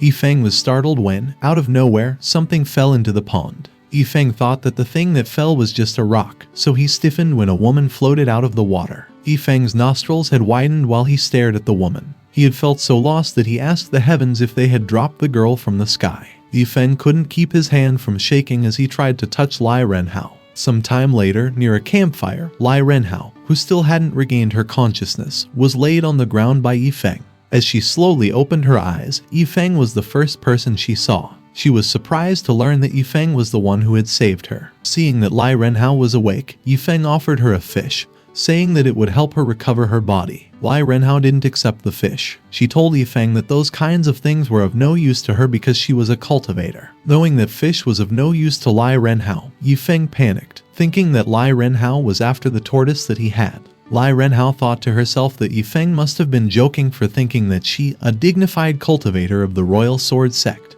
would care about mere mortal food. She asked Yifeng why he had dared to come into that mountain range. Yifeng simply told Lai Renhao that there was nothing he should be afraid of. Knowing that he wouldn't heed her warnings, Lai Renhao advised Yifeng to hurry up and finish eating so he could immediately find a way to go down the mountain. She told Yifeng that he would die if he didn't go down the mountain, saying that in that mountain range, something big had happened that mortals couldn't even imagine. Yifeng informed Lai Renhao that he still had to gather herbs, so it was impossible for him to go down the mountain. However, he got curious, so he asked Lai Renhao what had happened. Although she wanted to know why Yifeng was gathering some herbs, Lai Renhao just forgot about it. She decided to tell Yifeng so he would understand how high the heavens were and how thick the earth was in their world, lest he continued to be obsessed and lose his life. Lai Renhao shared with Yifeng that in that Shanhao mountain range, there were many demonic beasts, and among them, the strongest ones had reached the realm of demon emperors. After saying that those who had the realm of the demon emperor were called lords of the demon world, Lai Renhao informed Yifeng that the incident had happened to the owner of that territory, the demon lord who holds the territory of thousands of miles around, Demon Lord Bagu. She explained that despite the fact that Bagu had been trained by the 8th king, his cultivation base was extremely profound due to his long lifespan.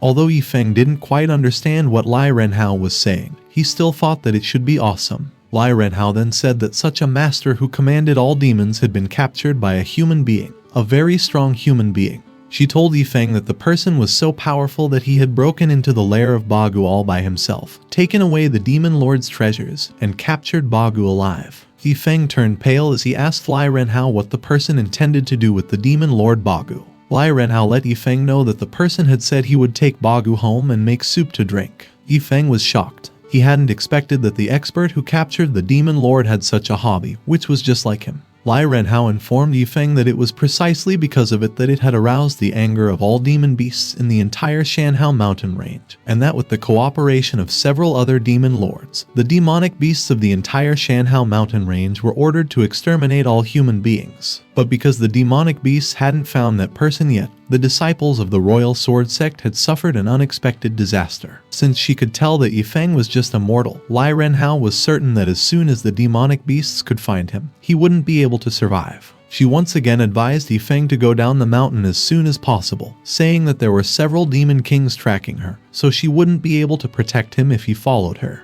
Yifeng suddenly told Lai Renhao to wait, knowing that she still had injuries in her body.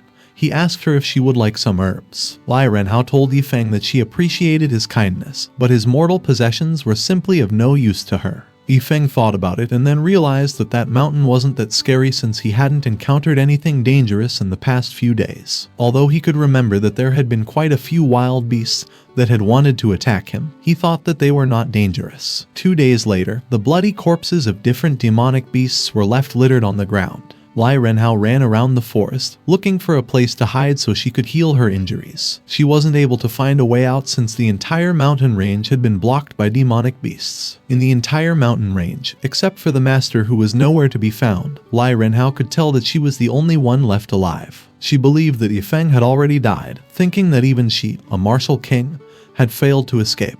Lai Renhao was afraid that even if Yifeng had just encountered any of the small demons, he wouldn't have been able to escape. Out of nowhere, Yifeng, who had been singing merrily, passed by Lai Renhao. Lai Renhao was extremely shocked when she saw Yifeng. She stared at him, eyes wide and mouth agape. During those past 3 days, Lai Renhao managed to survive with strength and luck, but Yifeng was safe and sound, even spotlessly clean. She couldn't help but wonder if the demonic beasts in that mountain were unable to lift a sword or were just blind. When Yifeng noticed Lai Renhao, an awkward silence followed. Moments later, Yifeng waved at Lai Renhao, asking her to confirm if it was her. Seeing how clean and tidy Yifeng was, Lai Renhao couldn't understand what was going on. Lost in her thoughts, Lai Renhao muttered to herself that she hadn't expected that a mere mortal like him would still be alive. When Yifeng expressed that he felt offended, Lai Renhao quickly apologized, saying that she had just been surprised and hadn't meant anything else. Yifeng started to think that Lai Renhao was really a bit crazy, believing that the mountains could never be as dangerous as she said they were. But he still thought that she was a good person. After all, she had reminded him about the danger out of the kindness in her heart. Yifeng gave one of his homemade insect repellent bags to Lai Renhao. He assured her that it worked pretty well. Lai Renhao still believed that such mortal items were meaningless to a cultivator like her. Although she thought that Yifeng was lucky, she still felt that the probability of him dying soon was also very high. But Lai Renhao decided to accept the bag to give Yifeng some face. She considered it her final consolation for Yifeng. Later that day, at dusk, one of the demon kings said that under the extermination order, except for one human being, a martial king, who was still alive, the rest of the humans on the mountain had been wiped out. But according to the report of the little demon, another human being had been found. The Eagle King ordered the demonic beasts to make sure to find the person, saying that whether he was the one they'd been looking for or not, he should be killed without mercy. The demonic beasts immediately dispersed to look for the human being. The Eagle King was flying in the sky to scan the mountains when something unexpected drew his attention. He saw Night Breeze Centipede. Believing that Night Breeze was in the cave, recovering from his injuries, the Eagle King asked Night Breeze what he was doing there. Night Breeze was startled. He hadn't expected that the Eagle King would be there as well. He quickly explained that, knowing the Demon Lord was captured, he hadn't had the heart to stay in the cave to recover from his injuries. He then said that he was rushing out to see if there was any trace of Yifeng. The Eagle King asked Night Breeze if he had found anything. Night Breeze confidently said that he had definitely found something and that he could feel that Yifeng was very likely to be nearby. He thought that as long as he didn't panic, the Eagle King wouldn't find out that he was trying to leave that place. Night Breeze got nervous when the Eagle King didn't say anything. Touched by his thoughtfulness, the Eagle King told Night Breeze that he was worthy to follow the existence of 6 demon lords. He then informed him that, according to reliable sources, there was indeed a human nearby whose identity had yet to be determined. When the Eagle King asked him to come along to find out the man's identity, Night Breeze didn't have a choice but to agree. As they approached their target's location, a demonic beast informed the Eagle King that the human was just ahead and that they couldn't get closer because the surrounding area had been poisoned. The Eagle King told the Snake King that it seemed that they were going to have to do it themselves. The Eagle King was certain that Night Breeze's strength was beyond that of ordinary demon spirits since he had followed several demon lords, so he told him to come with them too. After confirming that Feng was just a mortal, the Demon Kings, along with some demonic beasts, charged towards Feng. Night Breeze felt that the poison was not ordinary. He wondered where a mortal got such strong poison that could keep demons with lower cultivation from approaching him. When he got closer, he recognized Feng's back. Night Breeze turned pale as he started to panic. The Eagle King and Snake King were confused when Night Breeze suddenly collapsed to the ground. The Eagle King asked Night Breeze what he was doing, but when Night Breeze didn't respond, they just ignored him and continued forward while transforming into their giant forms. They were eyeing Feng viciously when they suddenly got a whiff of something. The Eagle King and Snake King were confused when they suddenly shrank. They couldn't understand what was going on. Moments later, when Feng woke up from his pleasant slumber, the corpses of some insects and animals were lying around him. When Feng noticed it, he couldn't help but curse. He was amazed by how awesome his medicine really was. Feng thought that it could only prevent snakes and insects, but he didn't expect that roe deer, pangolin, etc. would all be killed. Since he had blisters all over his mouth because he had been eating barbecue and stuff lately, Feng decided to make snake soup. The Eagle King got worried about the Snake King. With the poison gone, he refused to just sit there and wait for death. However, when he noticed the tortoise, his eyes couldn't help but widen in surprise. Although he could immediately tell that it was the demon lord Bagu, the Eagle King still refused to believe it. Feng was glad to see that there was an eagle too, as it could make his food that night even better. While Feng still hadn't noticed him, Night Breeze slowly crawled away. As soon as he got out of the bush, he quickly ran for his life, but to his surprise, his path was blocked by someone. Night Breeze looked up and saw the Leopard King. Knowing that he would face unfavorable consequences once they found out that the Snake King and Eagle King were dead and that he had escaped by himself alone, Night Breeze forced himself to cough up blood. After telling them not to say or ask more, Night Breeze told the Leopard King that he should hurry up and deal with Feng, who had even worse injuries. The Leopard King desperately asked Night Breeze to explain what was going on. Night Breeze said to the Leopard King that just ahead of them, he, the Eagle King, and the Snake King had found the human's trace. He then said that the three of them joined forces and fought with Feng, which caused the Eagle King and Snake King to die on the spot. Night Breeze told the Leopard King that he knew that he could not fight any longer, so in order to prevent Feng from escaping, he used up all his last ounce of strength and ran out to report at the cost of 3 legs. Thinking that the battle that Night Breeze had been through must have been tough, the Leopard King said that their territory was fortunate to have Night Breeze, who had such loyalty and dedication. He then told Night Breeze to take a good rest and leave everything to them. The Leopard King declared that they would rescue the Demon Lord and avenge the Snake King and Eagle King at the same time. He ordered all the demons to attack Feng with all their strength. Believing what Night Breeze had told him, the Leopard King expected that Feng was already severely injured. Feng suddenly noticed something in the bushes. He then grabbed his shovel without taking his eyes off the bushes. Moments later, the demonic beasts simultaneously charged towards the open area where Feng was. While they were looking for Feng, they saw the Demon Lord Bagu, whose tail was tied and was left hanging on a branch. The Leopard King felt extremely humiliated. He ordered his fellow demonic beasts to save their demon lord, Bagu. But before they could go near Bagu, they got a whiff of the insect repellent. The demonic beast's tongues stuck out as they simultaneously collapsed to the ground. Later that night, when it was already dark, Feng came back to the open area. He still wasn't able to find any trace of the Yunlu flower. Feng suddenly noticed something on his right. He couldn't help but curse when he saw the dead demonic beasts near his basket. He couldn't believe it. Feng didn't intend to make a super poison. He only made it to prevent snakes and insects from approaching him. Feng thought that killing those beasts is a sin, but he couldn't keep himself from drooling, knowing that those dishes are also rare and good things. He tried to think of a way to bring all the stuff down the mountain.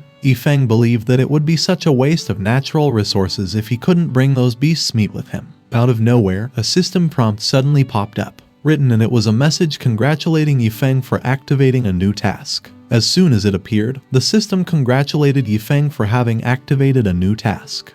Feng asked the system what the task was. The system hadn't appeared for such a long time, so Feng had hoped that it would find a conscience and give him something that could help him become a cultivator. He thought that no matter how bad it would be fine if it let him become a god in another world. The system told Feng that his task was hunting and exercising cooking. Feng felt so disappointed, so when the system asked him if he had any complaints, Feng said yes. Becoming uncharacteristically considerate, the system said that it would change the task. Feng became extremely happy, anticipating that a better task would be given. It took the system quite some time before it decided to give Feng the task of practicing the guitar to achieve a level of skill on par with gods. Feng didn't like the new task and was once again let down by the system. The system then whispered to Feng that the reward was 1 mount. Unable to contain his anger, Feng cursed at the system and the miscellaneous tasks that it had been assigning. The system had always told him that it was useful, but even though he practiced boxing and forging technique, it was still difficult for him to feed himself. Feng questioned the system about the point of practicing the guitar and whether it was to be used for the purpose of cultivating the spirit. Feng yelled at the system, ordering it to answer his questions. Before leaving, the system informed Feng that if he failed to accomplish the mission, the martial arts gym would be taken back and would no longer belong to him. While he was grabbing the guitar, Feng complained about how ruthless the system really was. Since he was forced to comply, Feng stopped complaining and just sang a song while playing the guitar. Meanwhile, somewhere in the mountains, a cultivator said to the man with her that if anything happened to Renhao, the Lai family wouldn't let go of their royal sword sect. The woman was actually Lai Renhao's aunt, Lai Jiaxin. The patriarch of the royal sword sect, Zhu Maju, originally came to the mountain to complete a small task. He didn't expect that his disciple, Lai Renhao, would encounter such a bizarre thing. He was on edge because their royal sword sect couldn't afford to offend the Lai family, which was one of the top 3 aristocratic families in Nansha. The message from Lai Renhao said that the mountain was full of demons and beasts, but all the way there, except for some lower-class demons. The strongest one that Lai Jiaxin encountered was the centipede in her hand. She found the centipede funny because, when it saw them, it started pretending to be dead. But since it was a valuable medicinal herb, she brought it with her. Zhu Maju suddenly noticed something on the ground. They saw more than 100 demon spirits and more than 10 demon king corpses. Zhu Maju thought that if such a lineup were assembled, even he, the martial emperor, wouldn't be able to deal with them. Lai Jiaxin realized that it was the reason why all the demon kings and spirits in that mountain range had disappeared. She couldn't help but wonder who did such a thing. When Zhu Maju saw Feng, he immediately thought that it must have been his doing. But Lai Jiaxin was skeptical. She couldn't sense any aura from Feng, so she could tell that he was just a mortal. They listened carefully to Feng sing and play the theme song of Ultraman Tiga. They were taken aback when they found out that the sound of the guitar actually contained a powerful spiritual intent. Lai Jiaxin said that judging from the spiritual intent of the guitar, it was at least the general existence of a martial celestial. They decided to go and greet Feng. Feng stopped playing the guitar. He had expected his fingers to turn red since he knew that he still needed to practice more. Feng noticed Zhu Maju and Lai Jiaxin. He was displeased to see cultivators yet again. He was sure that he would be able to fly with a sword too if the broken system were a little more reliable. As soon as they had landed, Zhu Maju and Lai Jiaxin paid their respects to Feng, even calling him a senior. Feng was confused. Even though they were that close to Feng, they still couldn't notice the slightest fluctuation in his body, so they started to question if Feng was really just a mortal. However, they still believed that it couldn't be possible since they thought that a mortal could never produce a guitar sound that could make them fall in love with it. Feng told Lai Jiaxin and Zhu Maju that they must have been mistaken. He informed them that he was just a mortal who had come to the mountain to collect some herbs. Zhu Maju was startled. He wondered if they had really made a mistake and if the young man in front of them was really just a mortal with superb guitar skills. Lai Jiaxin and Zhu Maju simultaneously exclaimed when they had seen the tortoise hanging on the tree. They could tell that it was a demon lord who had the same power as Zhu Maju, so they couldn't believe that it had just hung on the trunk like that. Feng ground his teeth. He told the two that they shouldn't think of stealing his tortoise, saying that he was going to bring it back and make soup of it to replenish his disciple's body. Since they themselves dared not think of using a demon lord to make soup, they became certain that Feng was strong. Lai Jiaxin and Zhu Maju were extremely terrified. They immediately told Feng that they would not think about stealing his tortoise. Feng couldn't help but wonder if the two were fools because they still called him a senior even though he had already told them that he was just a mortal. To clarify things, he once again told the two that he was just a mortal. Lai Jiaxin whispered to Zhu Maju that there were many old ancestors who liked to hide their cultivation and live as mortals to experience the life of an ordinary person. She presumed that Yifeng was also that kind of person. They told Yifeng that they didn't mean anything else and that when they had been passing by, they had been attracted by the sound of his guitar. They said that Yifeng's skill with the guitar was so wonderful that they couldn't resist coming there to disturb him. Thinking that Lai Jiaxin and Zhu Maju liked playing the guitar too, Yifeng thought that the reason why two such powerful cultivators had been so respectful to him was because they had been attracted by the sound of his guitar. Since they had been polite and had liked his guitar skills, Yifeng offered to play one more song for them. Lai Jiaxin and Zhu Maju stared at Yifeng expectantly. They didn't think that Yifeng would play a song for them. Without further ado, Yifeng started his performance. He played the Water Margin TV series original soundtrack, Hero's Song, which had been sung by the singer Liu Huan. Lai Jiaxin and Zhu Maju were greatly moved after they had heard the lines, "If you say march, we will march. If you have, I have, we all have, and through wind and fire, no retreat." They had felt a surge of passionate spiritual intent. After the performance, they had immediately thanked Yifeng, telling him that they would never forget the kindness he had shown. With just one song, they broke through their bottleneck straight away. And from that breakthrough, they were able to save hundreds of years' worth of cultivation time. They promised Yifeng that they would do anything he wanted them to do as long as it was in their power, saying that they would go up to the swords of the mountain and down the sea of fire if they had to. Yifeng told the two to put their clothes on first. He wondered why they were so grateful, even though they wanted to hear him play the guitar. After telling them that he had trouble bringing all the corpses down the mountain on his own, Yifeng asked Lai Jiaxin and Zhu Maju if they had a way to help him. Lai Jiaxin and Zhu Maju thought that with Yifeng's strength, if he wanted to get rid of the corpses of those demonic beasts, it would just be a matter of waving his hand. But since he said something like that, they thought that Yifeng had seen through Lai Jiaxin's identity and also knew that she had the space ring on her. The space ring of her Lai family is not an ordinary space treasure. Ordinary space treasures could only store dead objects, but her Lai family's space ring can hold anything, even a living person. Lai Jiaxin was startled when Yifeng told her that since she couldn't help it, she should just forget about it. Lai Jiaxin felt ashamed since Yifeng had given her such a rare opportunity, but she wasn't even willing to give something outside her body. Lai Jiaxin asked Yifeng to wait. She offered the space ring to Yifeng, telling him that she hoped it could help him. Yifeng accepted the space ring and immediately started storing the corpses of the demonic beasts in it. Zhu Maju asked Lai Jiaxin why she gave away her Lai family's greatest treasure just like that. He thought that although Yifeng was strong and had given them both such a rare opportunity, giving him such a precious treasure like the peace ring was not worth it. Lai Jiaxin sighed. She told Zhu Maju that she had just played a gamble just in case it was a chance. Suddenly noticing the shovel, Zhu Maju asked Lai Jiaxin to confirm if it was a holy treasure. They couldn't believe that Yifeng could actually take out a holy treasure so casually. Neither of them had ever seen an expert below the martial saint who could take out holy treasures. Lai Jiaxin and Zhu Maju started to think that Yifeng was a martial saint martial arts expert, and that he was stronger than they thought. Lai Jiaxin became certain that giving Yifeng the space ring was totally worth it. Zhu Maju was envious of her. He wanted to be in Yifeng's good graces too. Meanwhile, inside a cave, Lai Renhao circulated her Kai all over her body to recover from her injuries. Moments later, Lai Jiaxin and Zhu Maju found Lai Renhao. Zhu Maju asked Lai Renhao what had happened in the mountain and how she had reached the point of asking for help when she was in the realm of the martial king, which Zhu Maju thought was enough power to protect herself unless she encountered the demon king. Lai Renhao told them first that she had searched the soul of a lower demon.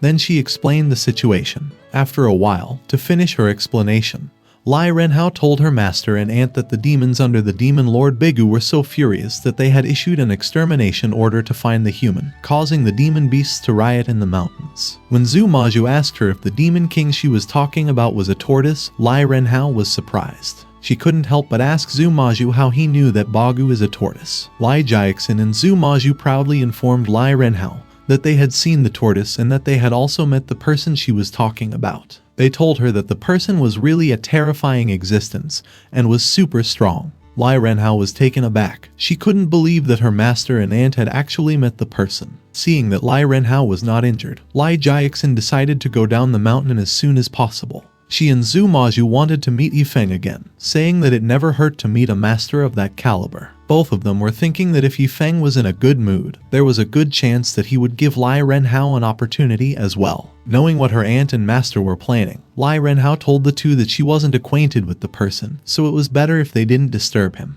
She then pointed out to them that she had more important things to do. Lai Jiaxin and Zhu Maju told Lai Renhao that there was nothing more important than meeting Yifeng, saying that if the sky was about to collapse and if they could get a little shelter in front of Yifeng, they could still have a chance of survival. They wanted her to realize that if she could make Yifeng like her, then even his casual guidance could save her a lot of detours on the road of cultivation, and that if she could give him something more, there would be inexhaustible benefits for her in her lifetime. Lai Jiaxin suddenly grabbed Lai Renhao's hand and immediately flew down the mountain. She had put all her hopes into Lai Renhao. Zhu Maju thought to himself that Lai Jiaxin was a bully, that she was just the right mix of hard and soft. Lai Renhao asked Lai Jiaxin to let her confirm the life and death of a particular person first. She told her aunt that she had met a mortal several times in the past few days who had taken the dangers of the mountain lightly. She then said that she was worried because the last time she had seen the person, countless demon kings and demon spirits had gone in his direction.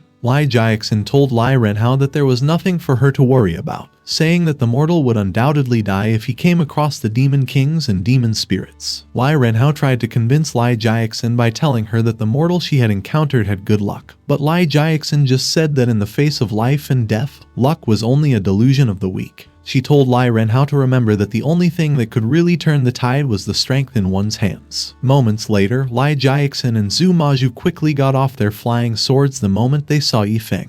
They were surprised that Yifeng was still there. It made them think that Lai Renhao and Yifeng were really fated. Lai Jiaxin warned Lai Renhao not to offend Yifeng, telling her to keep in mind that Yifeng's strength was immense and that his state of mind had long reached the realm of reversion, even calling himself a mortal. When Lai Renhao suddenly recalled that the mortal she had been looking for was also heading in that direction, Yifeng, who immediately recognized her, called out to her. After expressing their surprise that Yifeng and Lai already knew each other, Lai Jiaxin and Zhu Maju quickly greeted Yifeng. Lai Renhao got confused. She didn't know what was going on. At the same time, in Yifeng's martial arts gym, Wang Kai was yawning when he suddenly received someone's voice transmission, telling him to be silent and to come over. Knowing that it was the skeleton who was calling him, Wang Kai got scared. He asked his grandpa skeleton if there was anything he would like to order. The skeleton got angry because it got called grandpa, so Wang Kai quickly called the skeleton brother and told it that he was handsome, charming, dignified, majestic, and domineering. After being silent for a moment, the skeleton asked Wang Kai if what he had said was true. Wang Kai didn't have a choice but to continue his play. He told the skeleton that he had already been enchanted by his aura even before he left the gate, saying that he couldn't help but wonder what kind of peerless evildoer it was who possessed and showed such a terrifying aura even before its real body appeared. Wang Kai then said that it was only when the skeleton appeared in front of his eyes, the thunderous sensation, the electric light flickered for a moment, that he finally had a real understanding. He told the skeleton that his unique temperament and flexible attitude were simply the template of the strongest demonic beast on Earth, the high-quality benchmark of the demonic world. Wang Kai then claimed that since that day, he had secretly vowed in his heart that he would become a demon like his brother skeleton in that life. The skeleton expressed his satisfaction, saying that Wang Kai really knew him better. The skeleton made up his mind about considering Wang Kai as a friend. He said that if Wang Kai had anything to do in the future, Wang Kai could just tell him so he could cover him. Wang was moved by the skeleton's words. The skeleton ordered Wang Kai to quickly move the lid of the well. Since Feng was not home, the skeleton wanted to take care of the people who were about to come. Wang Kai said that if Feng was not around, he would listen to what his brother skeleton said. As soon as the lid was slightly lifted, a beam of light escaped from the well, throwing the lid and Wang Kai away. The skeleton's arms, legs, ribs, and pelvis flew out of the respective buildings where Yifeng had sealed them. The bones then gathered at the center of the martial arts gym. Wang Kai, who was extremely surprised, just stared at the bones, eyes wide and mouth agape. The arms attached themselves to the ribs, and the legs to the pelvis. As soon as its body had been assembled, the skull immediately flew towards the position where it was supposed to be. When the skull attached itself to the ribs, its eye sockets released a dangerous light. Wang Kai had stared at the skeleton admiringly. He had been greatly amazed by how the skeleton had reassembled its body, but it hadn't taken long before the skeleton was once again dismantled.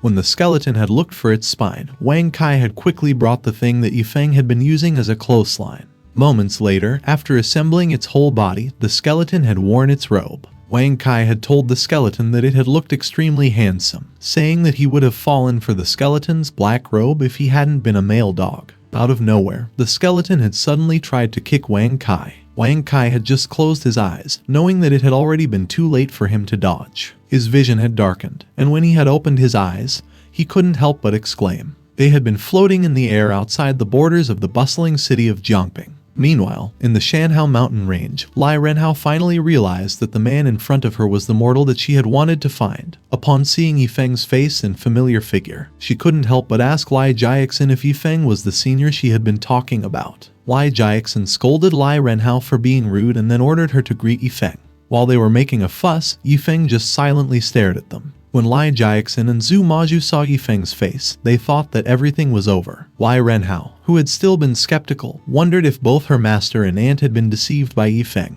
Yifeng suddenly smiled. He told Lai Jiaxin that he had just received a favor from her, but he had forgotten that a man should repay kindness. Yifeng thought to himself that Lai Jiaxin and Zhu Maju were also the same as others, that they had deliberately dragged Lai Renhao with them, implying that he, as a senior, must return a favor to the junior. Zhu Maju and Lai Jiaxin quickly told Yifeng that he didn't have to be polite with them, saying that it was their good fortune that Yifeng had been interested in those little things. They mentioned that Yifeng's song was worth many times more than those extraneous things. Yifeng didn't believe what the two said, but he didn't pursue the matter and just greeted Lai Renhao. Lai Renhao just stared at Yifeng. She strongly believed that Yifeng had been just a mortal, that he could never have been the peerless expert since he didn't have any cultivation base. Since Lai Renhao had been ignoring him, Yifeng decided to stop bothering her. Lai Renhao informed her master and aunt that the peerless master they had met, and the lucky mortal she had met were the same person. She told them that they might have just had some misconceptions about Yifeng.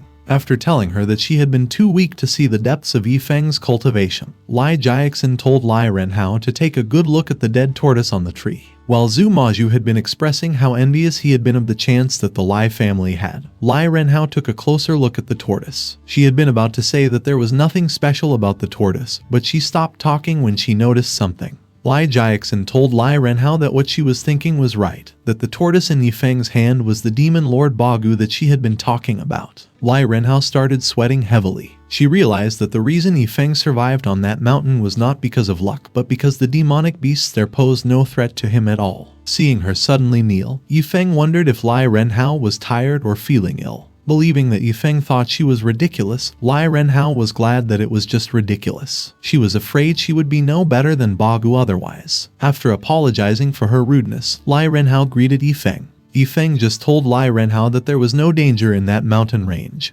pointing out that he was still fine after roaming there. While Lai Renhao felt ashamed, Yifeng expressed his joy, seeing that there were so many gains. Thinking Yifeng had a good impression of Lai Renhao, Lai Jiaxin and Zhu Maju thought it was a good opportunity. Lai Jiaxin suddenly praised Yifeng for his kind heart and benevolence. She then said that Lai Renhao had been gifted and smart since she was a child and that, compared to her peers, her cultivation progress was better than that of others. Zhu Maju told Yifeng that even though Lai Renhao was his only disciple, he was amazed by her talent. Yifeng accepted the praise, but he just walked away, saying he still had things to do, so he would take his leave first. He was actually offended by Lai Jiaxin and Zhu Maju's words. Yifeng believed that they all knew he was just a mortal and couldn't cultivate, so he thought that they were deliberately showing off and making fun of him. Lai Jiaxin looked disappointed. She knew that such a powerful existence could only be encountered once in a lifetime. She barely met Yifeng and got the opportunity, and she thought that she could also give Lai Renhao an opportunity. Lai Renhao said she didn't have to regret since Yifeng is extraordinary, but she couldn't help but be sad, thinking that she might never see Yifeng's smiling face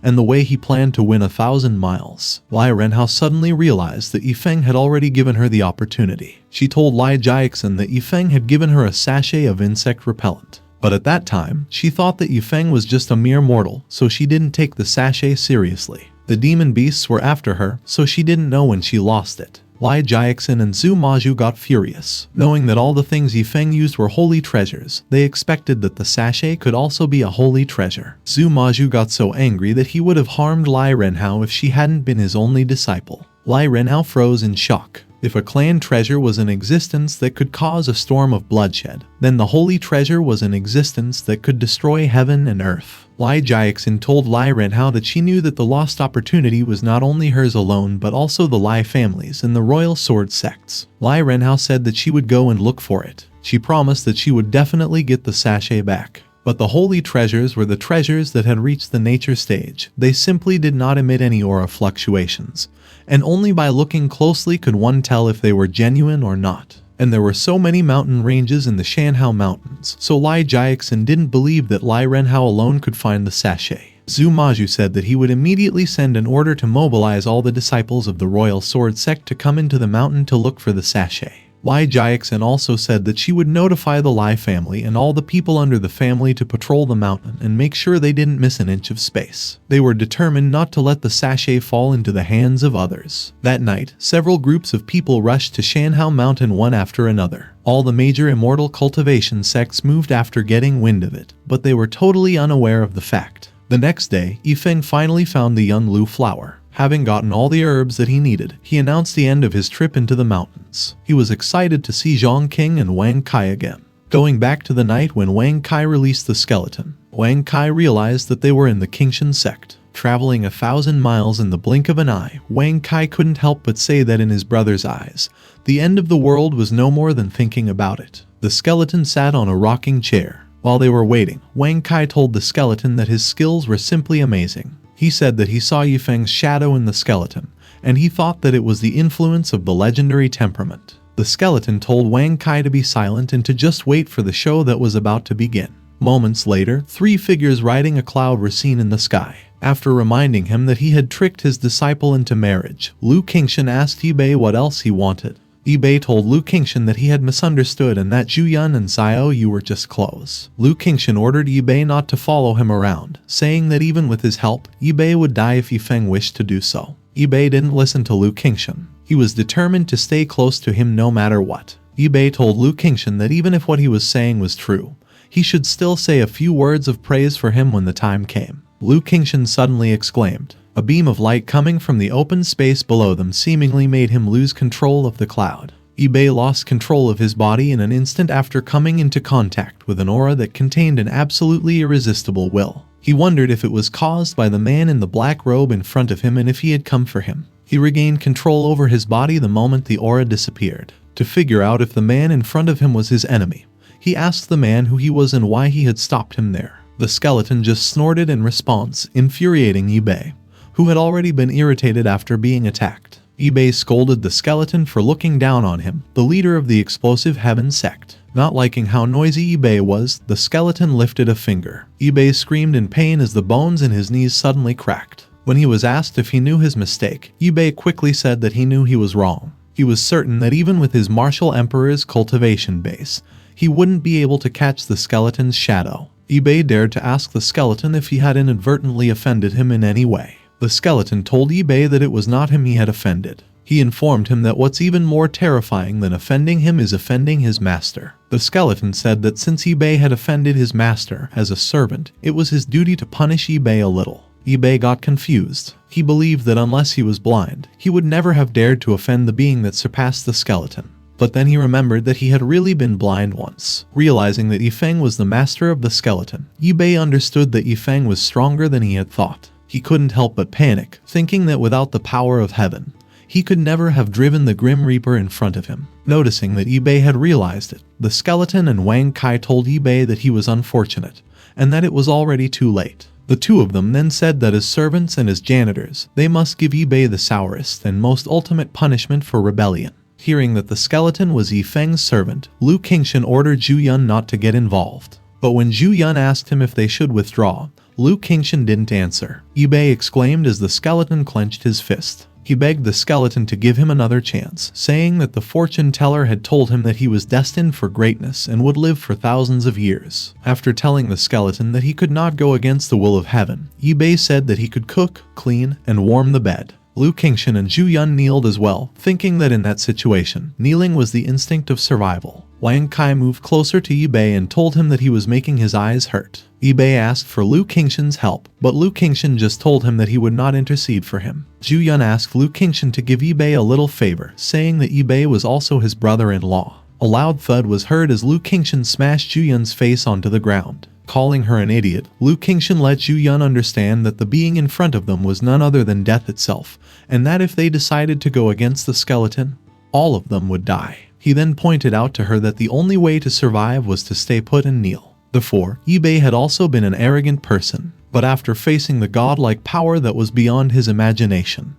even Yi Bei's arrogance disappeared. He lowered himself, wept, and begged, just so the skeleton would give him another chance. The skeleton told Yi Bei that he should have shown his sincerity first if he wanted him to forgive him. Wang Kai understood that the skeleton forgiving Yi Bei didn't mean Yi Feng's forgiveness. Yi Bei quickly took out the things inside his space ring. When the skeleton asked him if those things were all that he had, Yi Bei asked the skeleton what else he wanted. After saying that the treasures Yi Bei took out were nothing more than pieces of garbage, the skeleton ordered Yi Bei to get 1,000 or 800 pieces of rare treasures, such as spiritual treasures. Yi Bei found the task impossible to do. Spiritual treasures are not made by human beings but are born innately, and there is no hierarchy. Some of them might not have brought direct growth in combat, but they had a unique effect that couldn't be matched by human-made treasures. Those kinds of treasures were harder to find than a three-legged dysentery clam butterfly. But despite the impossibility of the task, when the skeleton asked him if he wasn't willing, Yi Bei quickly said that he was willing.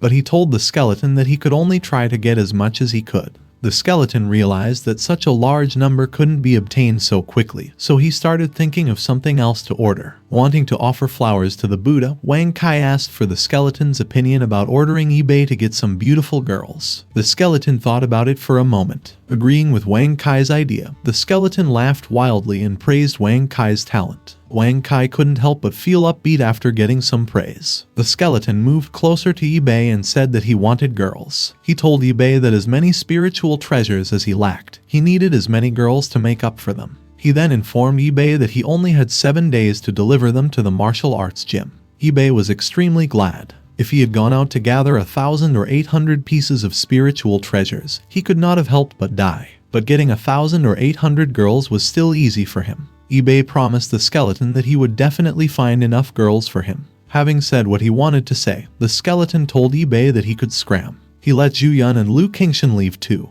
but he told them not to come to the martial arts gym empty-handed. In the sky, Lu Desheng expressed his surprise when Yi Bei almost crashed into him. He scolded Yi Bei for not knowing how to fly. He was so mad that he planned on talking to the aristocratic families to formulate a set of air flight control rules so that the airspace would be classified according to the level of the cultivator, and the travel time limit would also be limited. Noticing the strong aura that emanated from the open space, Lu Desheng wondered if there might be some kind of treasure emerging. When he took a closer look, he saw the skeleton's back. It was at that moment that he realized that he was doomed. While Lu Desheng was flying away quickly, the skeleton nonchalantly raised its fingers. Lu Desheng could do nothing but curse as he got helplessly pulled downward. He screamed at the top of his lungs before he crashed headfirst into the ground. Lu Desheng regretted not looking at the almanac when he had gone out. He realized that he should have brought it with him. After catching the skeleton's attention, Lu Desheng expressed his surprise that they had met again. Hearing Lu Desheng admit that it was indeed him, the skeleton thought that Lu Desheng had been peeking once again. He told Lu Desheng that he had a lot of nerves and that the lesson he had taught him last time seemed not to be enough. Lu Desheng quickly told the skeleton that he had misunderstood, saying that he had been really just passing by. When the skeleton asked Wang Kai if he believed Lu Desheng's words, Wang Kai simply shook his head. The skeleton then asked Wang Kai how to deal with Lu Desheng. Wang Kai glared at Lu Desheng before saying that Lu Desheng must show his sincerity. Being eyed dangerously by two vicious beings, Lu Desheng couldn't help but tremble. Simultaneously, a man and a woman were traveling through the sky, riding their flying treasures. The man asked his junior sister why she was feeling so depressed. The woman told the man that her favorite author's new novel, for which she had been waiting for about a month without even thinking about food, had been delayed again. The man said that it was definitely called a delayed shift and that anyone who tries to delay a shift deserves to die. He then comforted the woman by offering her a treat of chicken wings at the Drunken Fragrance restaurant that night. The woman agreed, saying that she would turn her grief and anger into an appetite. The two couldn't help but scream in shock as Lu Desheng, who was gritting his teeth to endure his embarrassment, suddenly flew past between them. Unable to comprehend what just happened, the two were left awkwardly staring at the wailing Lu Desheng.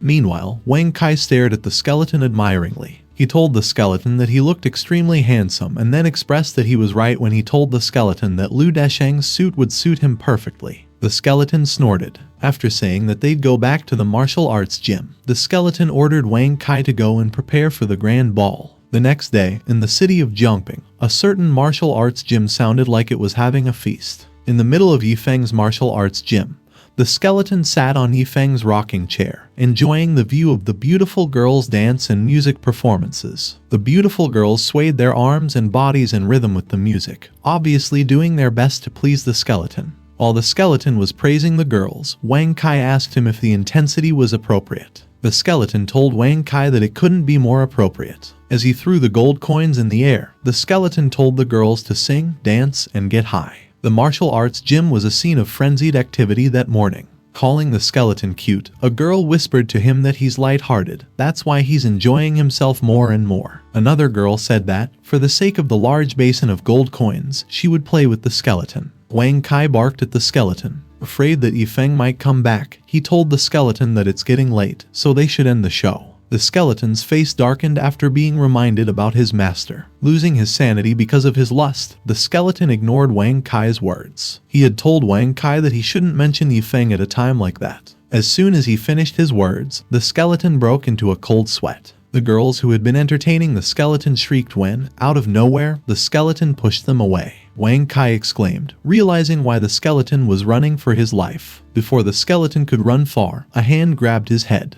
The skeleton immediately released the bao-bao noises, seemingly trying to act innocent. Yifeng swung his leg as he confronted the skeleton about how he had been enjoying himself. He then told it to die, knowing that it had been making trouble again. Wang Kai hid behind the door, his paws covering his mouth. He couldn't help but tremble in fear while listening to the skeleton's bao-bao noises. Yifeng got even more irritated because of the bao-bao noises. While he was showering blows upon it, Yifeng scolded the skeleton for taking his gold coins and squandering them in front of his martial arts gym. After saying that he had never been that bold, Yifeng asked the skeleton if it really thought that it was in heaven. When one of the girls expressed her concern about the skeleton, the girl beside her told her to just forget about it. The skeleton felt like its soul was leaving its bones. Wang Kai expressed that it's not that he's not loyal to the skeleton.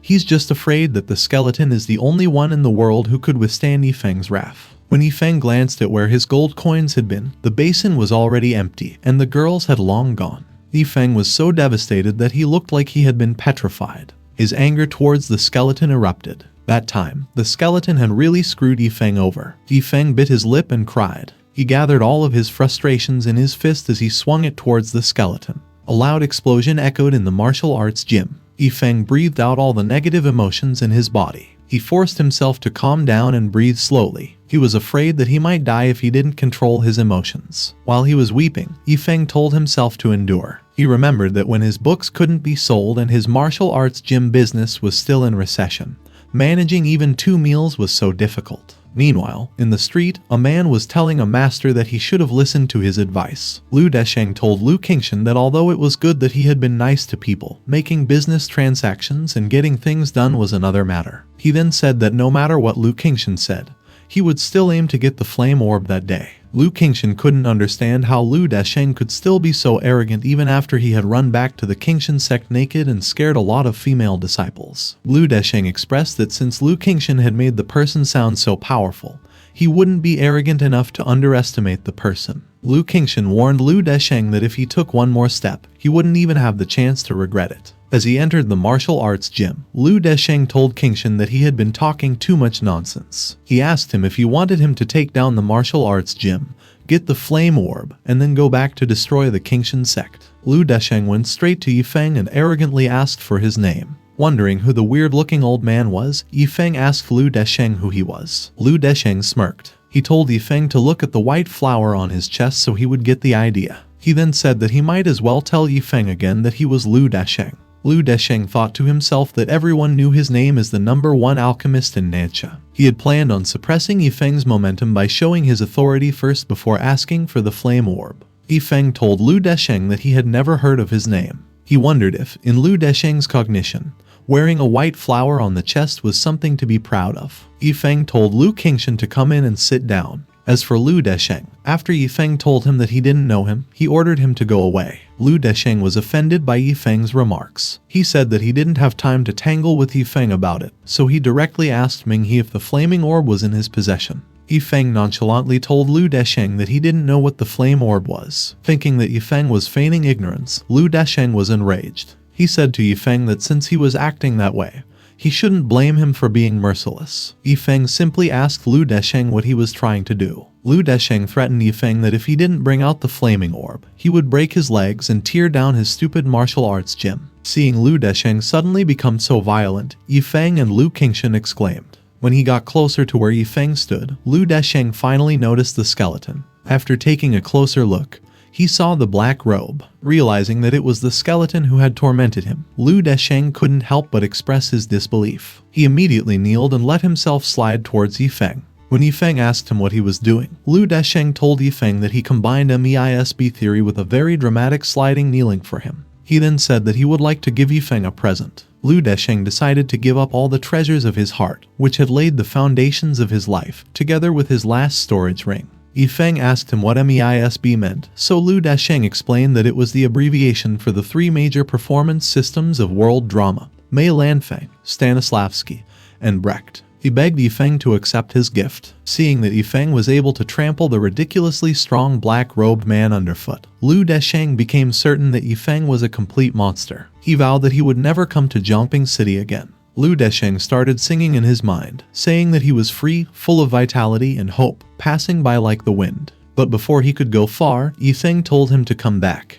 Feng said that since Lu Desheng came there and swaggered, then knelt on the ground and dropped a broken ring, he should have some serious problems. He asked him what exactly he was trying to do. Lu Desheng told Feng that he really came there to deliver things. Feng regarded Lu Desheng with a scornful look. Knowing that what Lu Desheng said was a lie, Feng said to Lu Desheng that despite his uncharacteristic behavior, he could still tell that he was not a good old man just by looking at his face. Lu Desheng struggled to make another excuse when someone suddenly called Feng.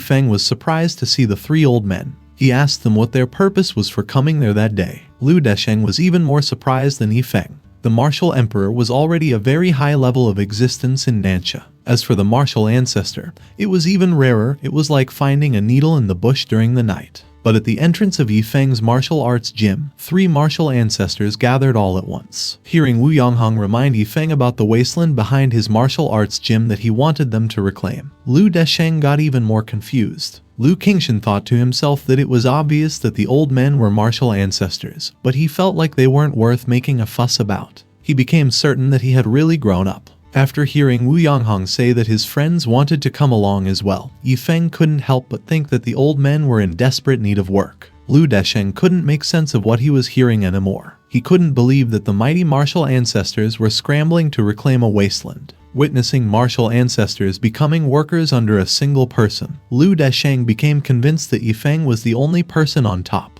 Thinking that Sun Juge and Chu Shiquang were trying to earn a living too, Feng sympathized with them. He knew that it wasn't easy for farmers to survive in that cultivation world. Feng thought of the ordinary people in the world of cultivating immortals who were not making a living. Feng believed that the plot of land in his backyard was not small, and that Wu Yonghong was really short on manpower to get it done all by himself, so he decided to hire the two old men as well. The moment Feng told them to come along, the three old men immediately said their thanks. Seeing the old men's faces, Feng thought that behind those bright and grateful smiles was the underlying human sourness that lies within. He thought to himself that aging in place is really a heavy topic in every social structure. Feng told the old men that, in terms of remuneration, he would directly give them 100 gold coins. He pointed out to them that even if they finished it in one day, it would still be 100. Having been convinced that gold coins were not appropriate to illuminate their minds, the old men willingly agreed. A mere gold coin was of no use to immortal cultivators at their level. But since they thought Feng was a peerless expert who had come to live as a mortal in the world, they found it reasonable for 100 gold coins to be given through the stage. When Feng then asked them if they had brought their tools with them, the old men were surprised and didn't respond.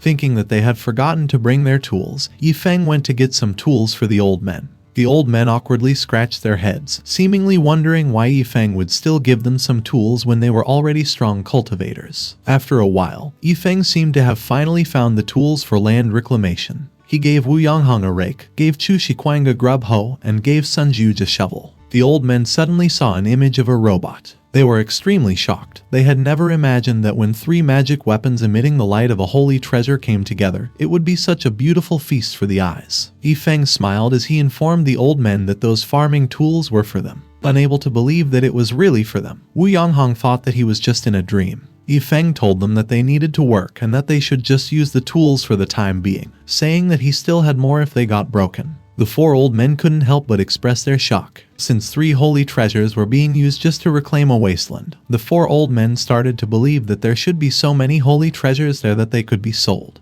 Getting over his shock, Wu Yonghong found it weird that he was asking and answering himself. He then wondered who Lu Desheng was. Lu Qingshan asked himself what Lu Desheng was trying to agree with. He thought that there was nothing to be surprised about holy treasures being used for land reclamation, since even the knives for cutting vegetables in Yifeng's kitchen were all holy treasures. After informing them that he still had things to deal with, Yifeng told the old men that they could go and take a look at the back first, saying that they could decide when to start working. The 3 old men agreed and immediately went on their way. With the good old men gone, Yifeng glared at Lu Desheng. He thought that if he wanted to deal with Lu Desheng once and for all, he had to make him feel so much pain that he wouldn't dare to offend him again. Lu Desheng was surprised when Yifeng suddenly walked towards him. Yifeng ordered Lu Desheng to confess what he had been planning on doing there. The pressure that Yifeng was emitting suppressed Lu Desheng. He could feel that it was more terrifying than the pressure from the man in the black robe. Perhaps not so direct, but more like an innate force of heaven and nature, akin to cross-dimensional suppression. Lu Desheng felt as though Yifeng was employing a dimension reduction strike on him. He couldn't help but break into a cold sweat as he tried his best to think of what to tell Yifeng.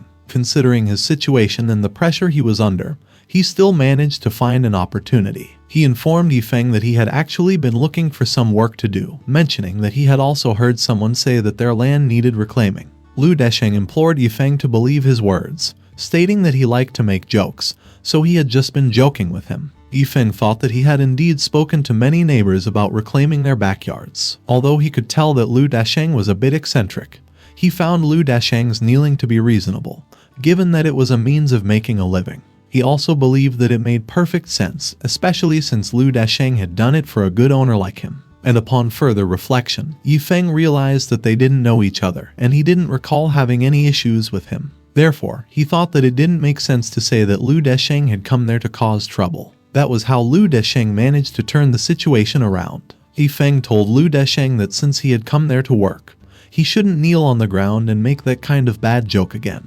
After agreeing, Lu Desheng said to Yifeng that he had also rushed there and forgotten to bring anything with him. Yifeng informed Lu Desheng that he still had supplies available there, and there was only one particular job left to do since others were already working on the land. He then asked him if he was still sure he could do it. Lu Desheng enthusiastically assured Yifeng that he could handle any job. He thought to himself that he would be a fool if he didn't seize the opportunity to obtain a holy treasure. Lu Desheng was so excited that he beseeched Yifeng to reveal what he had arranged for him to do. What happened to Lu Desheng that day greatly reflected Fyodor Dostoevsky's quote, which said that people had grown accustomed to having everything ready-made for them. They were used to depending on the guidance of others, having everything chewed up for them first. Well, and when the great hour finally struck, they all showed themselves at face value. Yifeng told Lu Desheng that the only job left was to pick dung. Lu Desheng turned pale. He had never expected that picking dung would be the job Yifeng would give him. Yifeng thought that, considering the 3 old men's ages, they wouldn't be able to do the job of picking dung. He was afraid that if they fell into the dung pit and drowned, it would have been a disaster. Although Lu Desheng was not young, Yifeng believed that he was totally fit for the job since his body was quite sturdy. Lu Desheng repeatedly thought about picking dung. Thinking about how the 3 martial ancestors had started farming, Lu Desheng desperately tried his best to make himself believe that picking dung was not a big deal. He trusted that if he could get the holy treasure, then there would be nothing wrong with picking a piece of shit. Lu Desheng was afraid that if the word got out, there would be countless masters competing to pick the dung.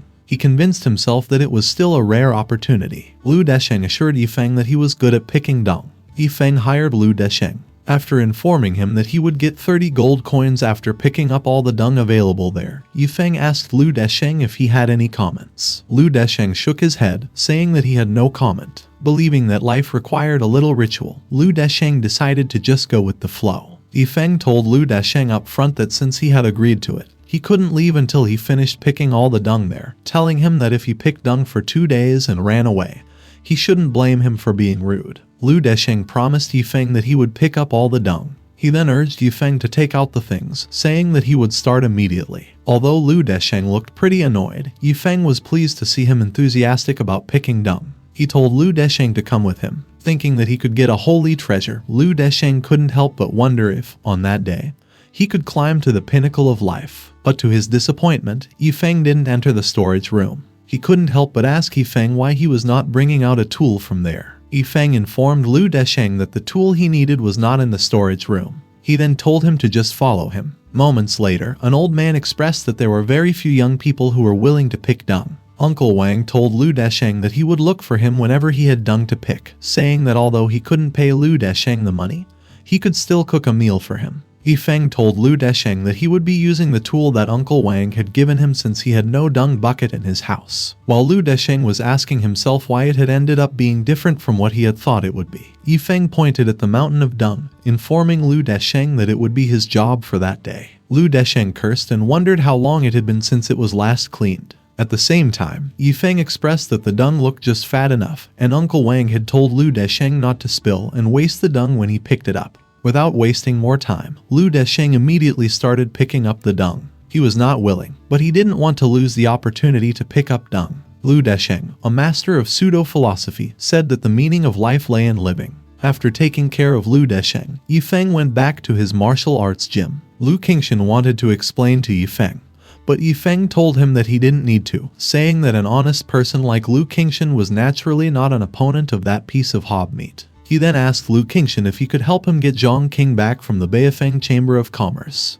Feng explained that he still had to decoct the medicine first, so he would be a little busy. Lu Qingshan assured Feng that he would take care of it immediately. When Feng was about to enter his house, the skeleton quickly slipped away. Moments later, in the Beifeng Chamber of Commerce, Lan Zhu immediately greeted Lu Qingshan the moment he stepped into the room. She told him that during that period of time, she had taken care of Jongqing and had not left his side. Lu Qingshan praised Lan Zhu, telling her that she was worthy of being his most beloved disciple. Lan Zhu then said to Lu Qingshan that Jongqing's situation was not good. She informed him that in those days, Yingxing had invited almost all the famous doctors in the city, but they were still all helpless. Lu Qingshan was trying to figure it out as well. He had always thought that Jongqing was an unbelievable genius, but after he was injured, he realized that Jongqing was a loser to the point that he couldn't even cultivate, and that even his meridians were blocked. He couldn't understand why Feng, whose strength was beyond imagination, would accept Jongqing as his disciple. He thought that it was very contradictory. Lu Qingshan had told Lan Zhu to just forget about it, saying that those were not things they could speculate about. He then expressed that they should take Jongqing to the martial arts gym first. When Lu Qingshan came back to the martial arts gym,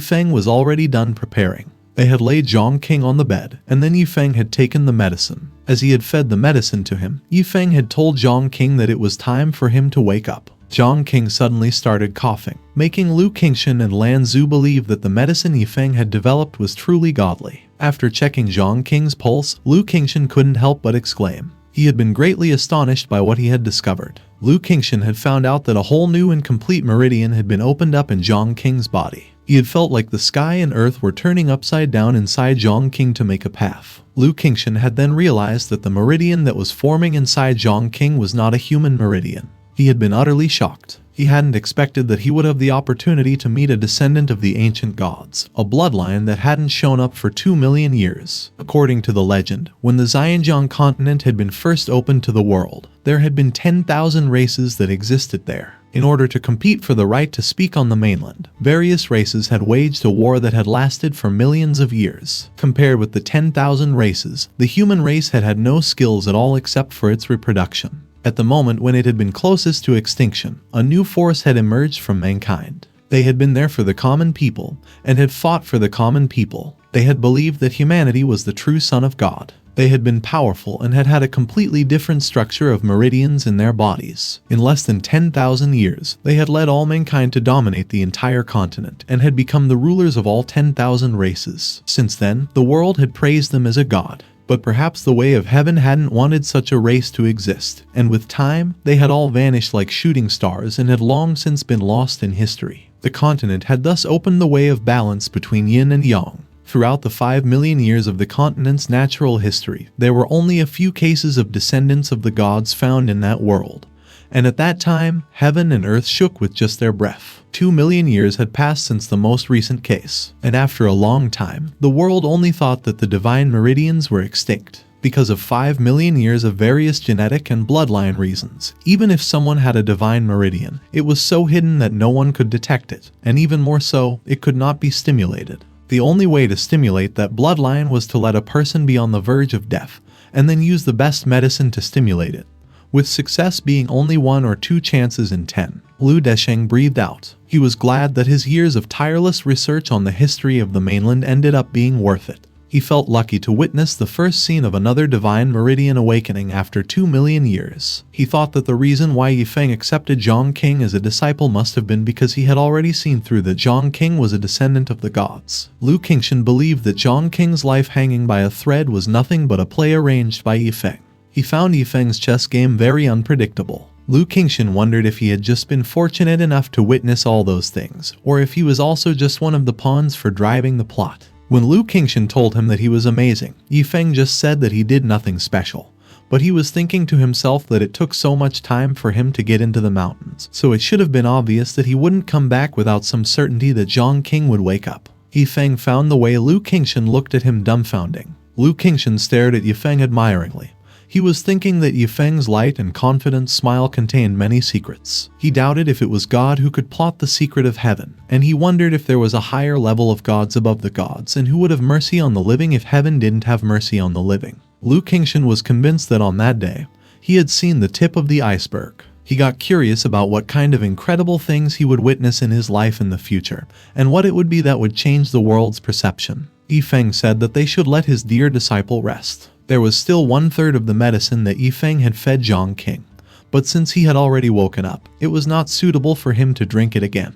Feng gave the medicine to Lu Qingshan, telling him that it had many effects, which were good for him. Knowing how godly the medicine was, Lu Qingshan asked Feng if he was sure that he was giving the medicine to him. While Feng was telling Lu Qingshan that he could consider the medicine his reward for the help he had given, they suddenly heard some noise. All of them expressed their surprise when Jongqing grabbed Feng's clothes. Jongqing was sobbing while saying that he hadn't expected that after dying, he could also see Feng. For a moment, everyone just stared at Jongqing in silence. Feng was about to tell Jongqing that he hadn't died, but Jongqing suddenly panicked, thinking that Feng had also died. Jongqing blamed himself, saying that he couldn't even protect his home. Without warning, Feng flicked Jongqing's forehead. Jongqing cried out in pain, complaining that it hurt. Feng expressed that it seemed that Jongqing was still asleep since he was spouting nonsense. He then informed Jongqing that both of them were alive, saying that no one could take Jongqing's life without his permission. He pointed out to him that he was in charge of his life. Lu Qingshan thought to himself that it was a given for even the descendants of the gods to fully put their trust in Feng, since what Feng possessed was not only strength and scheming but also the complete control of the pure heart with the gentlest human nature. Knowing that Feng actually regarded him like that in his heart, Jongqing promised that he would do better next time. Out of nowhere, Feng told Jongqing to run. Jongqing started having a cold sweat, confused as to what Feng meant.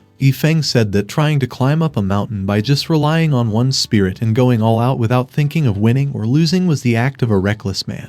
He then told Jongqing to remember to run next time, saying that the ability to save one's life in a situation where one was destined to lose was the true meaning of martial arts. When Jongqing asked him if what he said was true, Feng confidently said that what he said was absolutely accurate. Lu Qingshan was touched, thinking that Feng's greatness of knowledge had not only benefited them but the younger generation as well. While Lu Qingshan was expressing that the feeling was just like his father's simple teaching about the world to him, Wang Kai suddenly stepped on his face. Wang Kai was actually ridiculing Lu Desheng's dumb expression. As he struggled to stop Wang Kai from licking him, Feng told Lu Qingshan that he wouldn't take his time anymore. Wang Kai was determined to not lose to Lu Qingshan, whom he called a dumb-looking old man. Lu Qingshan thanked Feng for the medicine.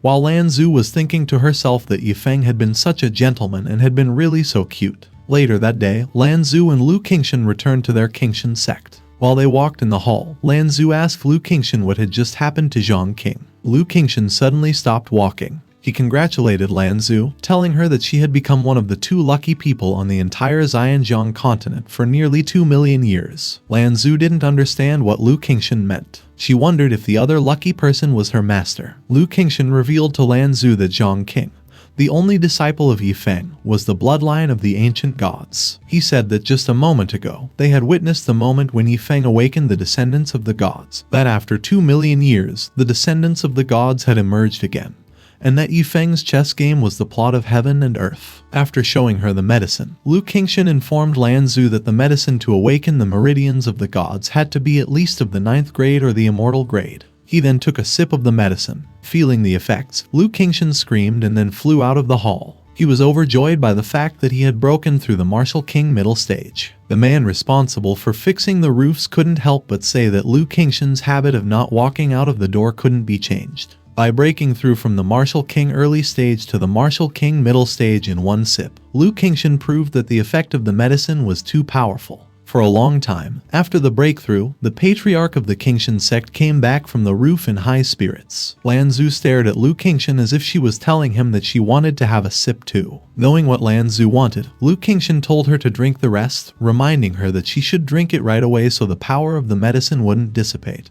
and to be careful not to waste even a little bit of it. As soon as Lanzu had received the medicine, Lu Qingshan once again flew out of the hall. Feeling that his cultivation was drastically rising, he couldn't keep himself from laughing wildly. The roof fixer was surprised after seeing that Lu Qingshan flew out of the hall once again. Hearing Lu Qingshan's urging, Lanzu stopped hesitating and immediately drank the medicine. When she opened her eyes, her pupils released a brilliant light. Martial Grandmaster Mid-Stage, Martial Grandmaster Late Stage, Martial Grandmaster Perfection, Martial Spirit Early, Middle, and Late Stage. After breaking through several stages, Lanzu finally reached Martial Spirit Perfection. Lu Qingshan was surprised when someone suddenly flew beside him. Lanzu expressed that what she was feeling was unprecedented. Her eyes glimmered as she tried to look for words to describe what she was feeling. Lanzu imagined herself as a warrior, a noble, a nun, and an agent. She felt like she was having several life experiences at the same time. Lanzu came back to the hall. After checking, she found out that there was still some residue of the medicine inside the kettle. Thinking that she would probably be able to break through to the Martial King after one more sip, Lanzu patiently waited for the residue to drop in her mouth. Lu Qingshan suddenly stopped Lanzu, telling her to let him have another sip. But Lanzu consumed it anyway. She immediately flew away and just told Lu Qingshan that she had already drunk the last sip. Lu Qingshan was extremely devastated. He was only one step away from becoming the Martial Emperor, so he couldn't accept that things would end that way. Believing that the residue could still help him break through, Lu Qingshan started eating some pieces of the kettle. As he expected, the medicine residue was also effective. Lu Qingshan started reciting some words that justified his desperate move. He said that one should make up his mind, decide to swallow his pride, and lick the essence of the medicine residue if one wanted to rise to the top. The disciples stared at the sky, eyes wide and mouths agape. They saw 2 pillars of light piercing through the sky. Everyone cheered, saying that God had blessed the Qingshan sect and that the Qingshan sect was about to rise again. An elder expressed her excitement after finding out that Lu Qingshan broke through the Martial Emperor. The lady who was taking care of the elder was glad that the elder stood up again after a long time of being paralyzed. Simultaneously, somewhere in the Qingshan sect, noises were heard in a grave. Moments later, an old man suddenly came out of it. After expressing his excitement about how his Qingshan sect had risen again, the old man said that he could finally die in peace. In the martial arts pavilion, an elder abandoned cleaning the area and immediately flew towards the pillars of light. The clouds near the pillars of light started to darken, while the people of the Qingshan sect were celebrating, chanting that their Qingshan sect would finally shine on the Xianzhong continent. An unknown group gathered in a certain area. They reported to someone that the house had been cleaned and that there was no door to the ancient tomb. They then said that the old man Feng was still aiming for thousands of miles. The next day, in Feng's martial arts gym, Feng sang the Happy Hometown song by Chen Ming while playing his guitar. The 3 old men couldn't help but be moved every time Feng plucked the string. They thought that it was the real reason why Feng asked them to rake the fields. Every pluck of the string was a spur to their soul, which dramatically increased their martial arts comprehension. Uncle Wang's cattle joined in the fun as well. Suddenly, Feng caught a whiff of something unpleasant. Lu Desheng was determined to pick up dung fast enough so he could catch up with the sound wave that contained natural martial arts. Seeing that everyone danced like crazy, Feng wondered if he was bad at tuning. He felt fortunate that the system task was to master guitar, chess, calligraphy, and painting, not to sing, dance, rap, or play basketball or music. Feng then proceeded to play another song. Under the bright blue sky, Feng sang a song by Kai Zukun. The three old men, along with the cattle, did a sliding shovel in response to each of Feng's guitar plucks. Lu Desheng had a wide smile on his face as he ran tirelessly to pick up dung and listen to Feng's guitar. Meanwhile, seemingly uninterested in joining the fun, Wang Kai just slept. He then started whimpering as if he were in great pain. Wang Kai was actually having a dream about his past. Calling him an ungrateful, unrighteous, and rebellious son, the emperor asked Wang Kai how he gathered the courage to commit a heinous crime. He then told Ao King, Wang Kai's real name, that for his crimes, he would receive immediate punishment. The emperor declared that from that moment on, Ao King was stripped of the title of prince, relegated to the status of a commoner, and expelled from their clan. Ao King expressed his disagreement. He desperately explained to his father that he was wronged and that he hadn't done anything. The demons around Ao King said that they all saw him break into the saintess's chamber in the middle of the night. They then pleaded with the emperor to enforce the law with justice,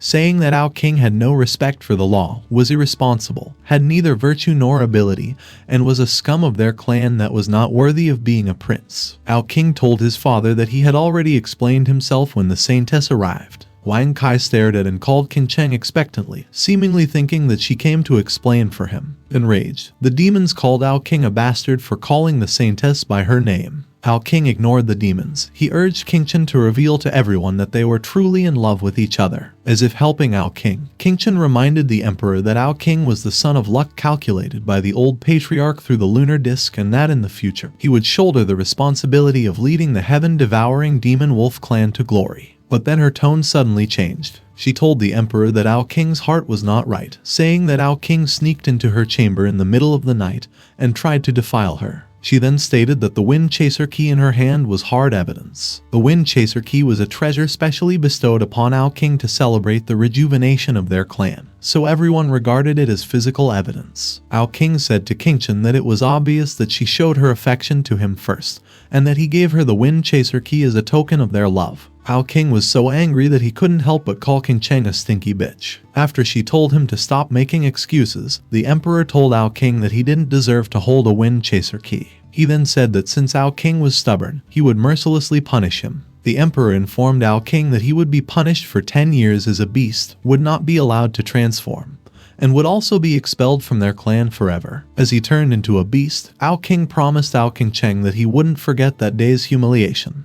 Feng stared at Ao King silently, seemingly trying to figure out why he whimpered. Thinking that Ao King was in heat, Feng assured him that he would find him a suitable mate someday. When Feng walked away, Ao King suddenly woke up, noticing that someone from their clan had been sending him a message. He went out of the martial arts gym and flew towards the outside of Jongqing city. While he was on his way, he realized that during his stay with Feng, he had unknowingly reached the realm of the Demon King. He then wondered whether the clansmen who visited him had been good or bad. Moments later, Ao King reached his destination. He transformed himself into a bigger and more intimidating wolf. The moment he looked behind him and saw who called for him, Ao King couldn't help but exclaim. He asked his clansmen why she came. Without answering Ao King's question, Ao Qingcheng expressed that it seemed that Ao King was still obsessed with her scent. She told him that he had been such a flawless dog. While he tried not to fall for the taunts, Ao King asked Ao Qingcheng what she wanted from him. Ao Qingcheng smiled. She revealed to Ao King that the reason she set him up to get the Wind Chaser key was that the Wind Chaser key was the key to the secret realm of the heaven-devouring demon wolf clan.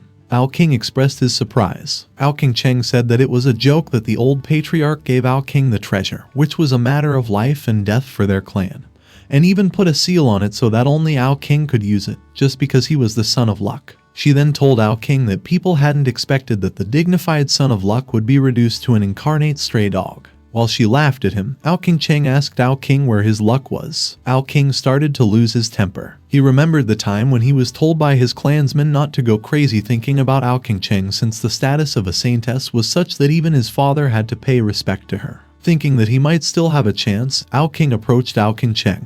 And to his surprise, Ao King confessed to him that she had liked him for a long time. It was then that Ao King told Ao King that if he could give her the most precious thing in his body as a token of their love, she would be very happy. Soon after, Ao King's nightmare started. He was banished from their clan and called a lewd bastard and a trash prince. Remembering how he was toyed with, Ao King bared his fangs and glared at Ao King. Ao King told Ao King that he didn't have to make such a face, saying that she would give him a chance. She said to Ao King that if he helped her use the Wind Chaser key to open the secret realm, she would help him lift the seal and also clear his name. Ao King just stared at Ao King. Ao King couldn't help but ask Ao King if he didn't believe her or if the conditions weren't appealing enough to him. Seeing that Ao King had no intention of responding, Ao King told him that she would give him a generous reward. She told Ao King that the Demon King pill in her possession helped him break through the Demon King realm and that, with his qualifications, he saved at least 50 years of hard work. Ao King bragged that the Demon King pill was something that many people in their clan dreamed of. Ao King suddenly laughed, making Ao King infuriated.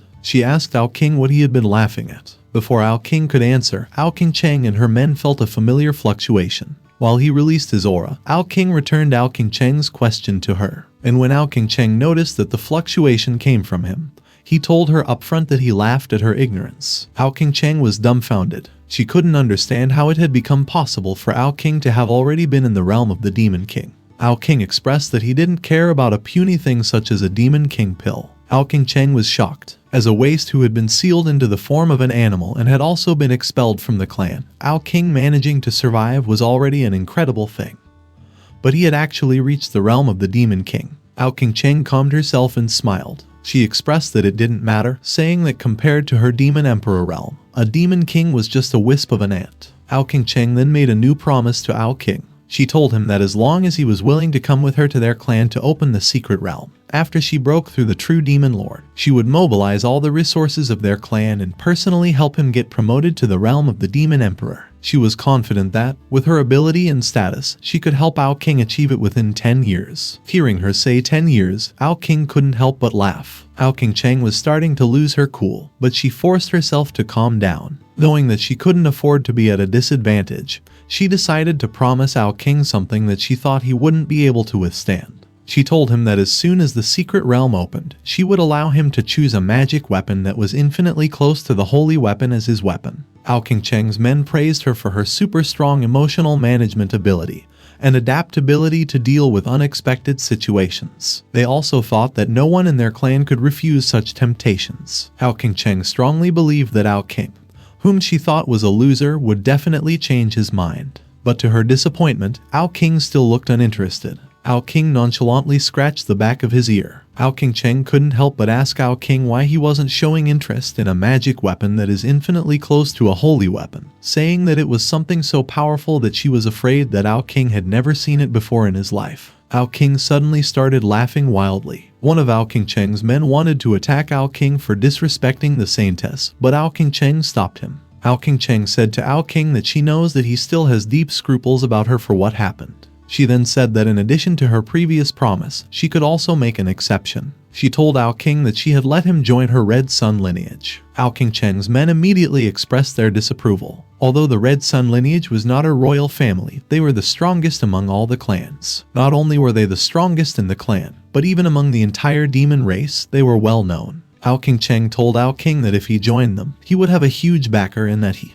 who had been looked down upon by others, would be the patriarch of the tribe in the future. Ao King said that under such conditions, there was no longer a single reason for Ao King to refuse. Ao King said to Ao King that she shouldn't flatter herself. He advised her to just change their Red Sun lineage into a meek and civil one in public, but a tyrant at home lineage. Ao King then told Ao King that even if he told her about his backer, with her mere IQ, she wouldn't understand. No longer interested in what Ao King would say, Ao King said goodbye and walked away. Ao King screamed at Ao King, demanding that he shouldn't dare to show his back to her. She said that Ao King was just trash who had been expelled from the clan, so it was not possible for him to look down on the benefits she had promised him and be indifferent to joining her Red Sun lineage. Ao King ordered Ao King to stop pretending and to not give her that act. Ao King snorted. He pointed out to Ao King that it was true that her offer didn't appeal to him at all. He revealed to her that it was because he had already recognized a powerful human as his master.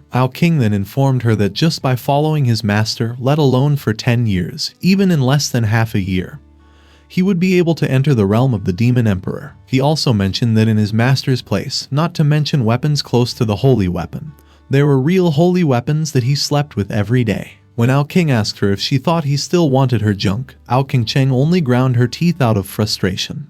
King told King Cheng that as for the backer that she had mentioned at the end, with his skeleton brother's cover alone, even if he had stepped on Song Qi, the true demon lord on Nansha, on the ground, no one would have dared to say a word. He made it clear that he thought that her messy promises and King Cheng herself didn't deserve to be taken seriously. Unable to come up with what to say to counter King's words, King Cheng just pointed at King, frustration clear in her expression. To let her understand how insignificant her promises were, King told King Cheng that the nihilistic things such as lifting the seal, clearing his name, and becoming the third prince of the heaven-devouring demon wolf clan were no longer worth mentioning to him. He said that what he and King Cheng saw, thought, and heard was no longer at the same level, and that as long as he followed his master, he would ascend to a bigger stage, a stage that no clan or people could ever dream of. King assured King Cheng that she wouldn't be able to catch up with him in that life. King Cheng gritted and gnashed her teeth. She told King that he didn't have to pretend and that he should be ashamed to say such things as recognizing a human as a master. After saying that it was extremely difficult to advance from the Demon King to the Demon Emperor realm, King Cheng told King to wake up from his dream of breaking through to the Demon Emperor realm within half a year. She then said that she's not a fool to believe that King was sleeping with holy weapons and that she thought that Feng and the skeleton were just losers who weren't much different from King. King Cheng expressed that King was naive for thinking that he could disrespect Song Qi and get out of there alive. When one of her men informed her that King had already left, she couldn't help but be surprised. King Cheng's anger erupted. She couldn't accept that a trash who had always been looked down upon by her dared to ridicule her. While King Cheng was expressing her anger towards King, one of her men asked her what they should do next. King Cheng ordered her men to catch up with King, saying that she wanted to see who his so-called human master really was. She wanted to trample Feng underfoot in front of King, thinking that when the pillar of King's heart collapsed, he would only lick her feet and beg to do her bidding. Meanwhile, in Feng's martial arts gym, after telling Lu Desheng that a single drop shouldn't be spilled, the skeleton ordered everyone to be quick in doing their job. The old men remained silent. The terrifying aura that the skeleton emitted from time to time made them feel that it was impossible for them to resist. When King finally arrived, he immediately began flattering the skeleton. Seemingly in a good mood, the skeleton asked King what he could do for him. After informing him that there were people coming to kill him, King asked the skeleton to help him. Under the sunny sky, King told the skeleton everything that had happened. The skeleton nonchalantly expressed that the people coming for King turned out to be a few little rubbish. He assured King that Feng would take care of it with ease. He then told him to continue to watch the door, saying that he still had things to do. The skeleton suddenly called Lu Desheng. After telling him that the dung on the right was obviously not full enough, he scolded Lu Desheng for daring to slack off right in front of him. Knowing how unreasonable the skeleton was, Lu Desheng didn't bother explaining and just desperately begged the skeleton not to harm him. But the skeleton still mercilessly kicked him towards the mountain of dung. The skeleton then said that the three old men don't have to worry because they're doing their job well, but he warned them not to slack off. The skeleton suddenly heard Feng's voice. Feng scolded the skeleton for messing up things again. The three old men watched Feng easily kick the skeleton away, eyes wide and mouths agape. While Feng was picking up a rock, the skeleton landed on his feet and quickly ran away. Feng threw the rock towards the skeleton. He wanted to prevent it from going away and causing trouble elsewhere, but the skeleton didn't stop running. Although he was extremely angry, he chose to just let the skeleton be. He told the old men to keep working and that they're doing great. Feng then glanced at Lu Desheng. Seeing how pitiful his state was, he decided to give him 20 more gold coins as compensation. Later that day, Feng ate noodles to relieve his hunger. He couldn't help but express how good he felt after finishing his food. Unable to decide if he should tell Feng about his affairs, King was feeling uneasy. After all, he was convinced that Feng came to the mortal world to comprehend the lives of mortals, and since Feng was treating him as a dog, King trusts that if he spoke, it would definitely spoil the fun. He reminded himself that the skeleton had already said that he'd take care of his problem, and he also thinks that, With Feng's ability, he already has insight into his situation and is willing to help him resolve it. While he was patting his head, Feng told King that he knows that it's been hard for him. He then assured him that since he had followed him, he would definitely do his duty as a master. Feng promised King that he would definitely help him to solve the problem that keeps troubling him. King was so touched that he wanted to follow Feng for the rest of his life. Feng wondered where he could find a bitch. Outside the martial arts gym, it was clear that King's aura was escaping and spreading around the area. Cheng exclaimed when she determined that King was in the martial arts gym. She expressed that she thought that King had gotten some kind of chance and acknowledged a powerful expert as his master. But after seeing the martial arts gym, she got convinced that she was worried for nothing.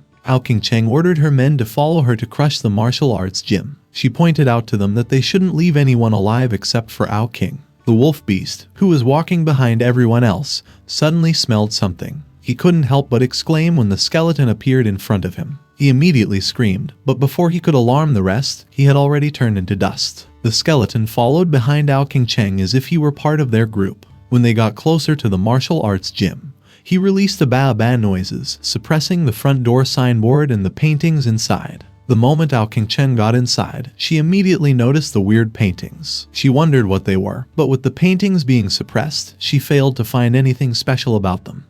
Cheng expressed that she wanted to see if King could still be as fearless as he was after she exposed his lies in front of him. Cheng informed her men that King was inside, along with a human. She then ordered her men to take care of the human being and said that she'd take care of King. The skeleton giggled as he activated a spell. A bright light shone toward Cheng and her men, which was seemingly taking their strength away from them. Seconds later, everyone but Cheng had turned into dogs. While she was trying her best not to turn into a dog, Cheng saw something behind her. She was extremely surprised to see a demon-suppressing mirror that is also a holy treasure. The force was so powerful that Cheng was unable to keep herself from turning into a dog as well. The skeleton laughed at Cheng and her men, making Cheng mad, but she couldn't do anything since she couldn't exert her strength. The skeleton expressed that he didn't like that a bunch of minions dared to stare at him. He mercilessly kicked their asses, making them cry out in pain. Cheng said that it's shameful that a little human dared to kick her ass. The skeleton told Cheng not to worry, since it's not over yet. Cheng couldn't help but whine as she got whipped by the skeleton on the ass. The dogs whined every time the whip touched their asses, but the heartless skeleton was just smiling and didn't stop whipping the dogs. The dogs' whines were so loud that they woke Feng up. The skeleton exclaimed, noticing that Feng was coming. He quickly put his arms in the dogs' mouths, started releasing a ba-ba noises, and asked for help. Feng was shocked when he saw the skeleton. He immediately grabbed the dung bucket that was near him and jumped towards the dogs. He wondered where those wild dogs came from and how dare they come into his martial arts gym and bite someone. While Feng was saying that he is a dog lover but doesn't show mercy for the vicious wild dogs, the skeleton hugged his leg, seemingly trying to stop him. Feng kicked the skeleton away while asking which side it was on. Meanwhile, King, who had just finished eating, just ignored the dogs that were getting beaten. He thought to himself that Jongqing's cooking skills were getting better and better. Suddenly, he realized that one of the dogs was Cheng. King couldn't help but smile. He became certain that, as Feng's pet and the skeleton's little brother, it was impossible for him to get bullied. Feng compared King to the dogs that he had been beating. He felt glad that the wild dogs were of the same breed as King. Feng then inspected the dogs one by one and threw the males out of the martial arts gym. After inspecting Cheng, Feng's eyes shone. The way Feng looked at Cheng made Cheng nervous. She wondered what Feng wanted to do. Feng closed the martial arts gym. He then informed King that his spring had come. When King released a questioning bark, Feng straightforwardly told King to bonk Cheng. King looked at Feng tenderly. He then looked at Cheng and revealed an expression that says he'll gladly bonk her. Seeing that he was just staring at the woman, Feng urged King to do it, reminding him that he had wanted to do it for a long time already. King was under the impression that Feng had read the thought in his head and granted him that wish. He had always wanted to do it with Cheng, not only before but up to the present. After all, his hatred for Cheng was so deep that he wouldn't feel content by only killing. He thought that only doing it with her would be enough to vent his hatred. Cheng couldn't help but whine as she got nervous, wondering what King wanted to do. The moment Feng turned his back, King immediately jumped towards Cheng. Cheng told King that he was a prince and that he should keep the courtesy of a gentleman. She asked him how he could not be ashamed to force himself on her. King said to Cheng that a high and mighty saintess like her, who was aloof and guarded as jade, wouldn't be able to understand the nasty mind of reproductive desire. King wasted no time and immediately indulged himself in Cheng's sweet smell. Cheng pleaded with King not to bonk her. She said that she could apologize to him and even prostrate at his feet. But King still did it anyway. Cheng couldn't help but cry. She couldn't accept that she, who was a saintess, was defiled by King, whom she thought was a waste. Cheng thought to herself that Feng, the skeleton, and King had to die. She wanted everyone involved to die. At the same time, outside the martial arts gym, Cheng's men were still unconscious when they suddenly turned back into their original forms. When they regained their consciousness, Cheng's cries were the first thing they noticed. The three panicked. They immediately called Cheng and tried to open the door, but to no avail. Cheng screamed, expressing her hatred for King. When the three men peeked through the small gap between the doors, their eyes bulged. After seeing King force himself on Cheng, they felt like everything was over for them. The hope of their clan, the pillar of the Red Sun lineage, the holy maiden who remained intact to break through the true demon lord. They couldn't believe she had been defiled by King. Seeing that Cheng could step into the realm of the true demon lord in one fell swoop by opening the secret realm of the demon clan, no longer bound by a framework, she led the heaven-devouring demon wolf clan to new glory. But at that critical moment, it was all ruined by King. The demon wolf clan was bound to be in chaos because of it. The black-clad men, who had regarded Cheng as a goddess, let out a gasp and slammed heavily against the door. But the door still remained motionless. They could only hear the cry of their goddess, Cheng, as she was being eaten by King. King realized that the black-clad men were peeking. Seeing that they were crying and worried about Cheng, he decided to put some more effort into it. The black-clad men could only grit their teeth and bite their fingers as they watched King make his moves. They thought to themselves that despite everything they saw, they still loved their saintess. Having finished his business, King threw Cheng out of the martial arts gym. Since the door had been opened, the black-clad men planned on taking revenge, but Cheng stopped them even before they could enter the martial arts gym. Cheng ordered the black-clad men to take her back to their clan. Inside the martial arts gym, King lay flat on the floor and expressed how satisfied he was. He wondered what kind of stir that incident would cause when the news spread back to their clan. King stared at Feng, the person who had given him all those opportunities and benefits. When he noticed King's gaze, Feng winked at King. Seeing the vigorous and excited look on Feng's face, King couldn't help but blush. The skeleton suddenly appeared and told King that he was weak. He said that it was only such a short time, and yet King was done. In response to the skeleton's teasing, King just expressed that it was only natural since he wasn't as good as the skeleton. Being the virgin that he was, the skeleton asked King if it was good and what it was like. King had difficulty describing what he felt. He just told the skeleton that it was like an endless aftertaste. The skeleton's desire to experience it as well was evident in his expression. Later that day, in Nancha Plain, inside the Red Sun Hall, someone reported that the saintess was back with a surprise. Thinking that Cheng had successfully brought back King, the true demon lord, Feng got excited at the thought that their lineage had soared. He ordered his men to send Cheng quickly. When Cheng entered the hall, Feng was surprised. He asked her why she looked so pale, where King was, and where the said surprise was. Cheng didn't respond. Thinking that Cheng was sad because she had failed to bring back King, Feng told her that she didn't have to worry. He assured Cheng that King would come soon on his own. After all, she was the hope of their whole Red Sun lineage. Feng was about to ask Cheng what had happened when he suddenly noticed something. Knowing that Feng had figured it out, Cheng felt ashamed of herself. She clenched her fists and teeth and started crying. Feng couldn't believe that Cheng, the hope of their lineage, was no longer a virgin. Feng demanded an explanation as to how the supposedly good trip became a tragedy. Cheng was their hope. In order to cultivate her, they lost count of how many resources were spent on her and how much money was invested in her development. When Feng asked her who did it, Cheng could only grit her teeth and say King. Feng seemed to have not heard what she said, so Cheng didn't have a choice but to say aloud and clear that King was the one who defiled her. Everyone inside the hall was shocked. They couldn't believe that their Red Sun lineage's hope, the saintess of the Demon Emperor realm, had lost her purity to King, the most useless and an outcast of the heaven-devouring demon wolf clan. Unable to believe what he heard, Jiao Bifeng asked if he heard Ao King Cheng wrong or if Ao King Cheng said it wrong. Ao King Cheng told Jiao Bifeng that Ao King's place of refuge is a martial arts gym run by a mortal. She explained to him that although the martial arts gym looks ordinary and unremarkable, there is a holy demon suppressing mirror inside, which suppressed her with its mana only. Jiao Bifeng expressed that the holy demon suppressing mirror is the greatest insult to their demon clan,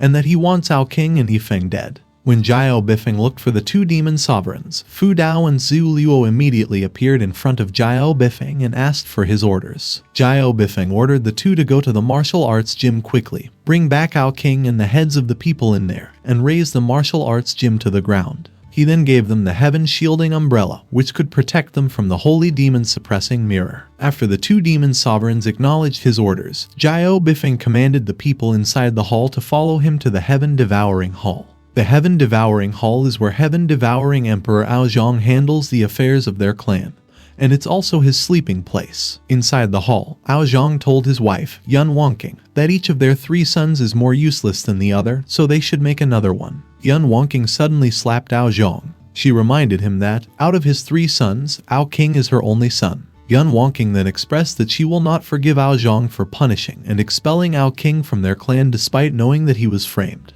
Ao Zhang explained to Yun Wangqing that it could not be helped since the Red Sun lineage had been trying to screw them for a long time, and that at that moment, he couldn't think of anything else, so he made a desperate move. He said that Ao King had never been motivated and had never been through any hardships, so he took the opportunity to sharpen his skills. Ao Zhang promised Yun Wangqing that as soon as the situation in their clan stabilized, he would bring Ao King back. He then asked her if she didn't want Ao King to have a younger brother or sister. Although she was reluctant, Yun Wangqing still agreed. She told Ao Zhang that he better keep his promise. Ao Zhang wasted no time and immediately undressed. But before he could do anything, someone outside the hall suddenly asked him to come out right away. Knowing that it was the Red Sun lineage, Ao Zhang couldn't help but wonder if, after causing his Ao King to be expelled, they also wanted to suppress his royal lineage and prevent him from making babies. He refused to let them succeed. He wanted them to know who the fastest man in the whole clan was. Seconds later, Ao Zhang was done, but Yun Wangqing wasn't satisfied.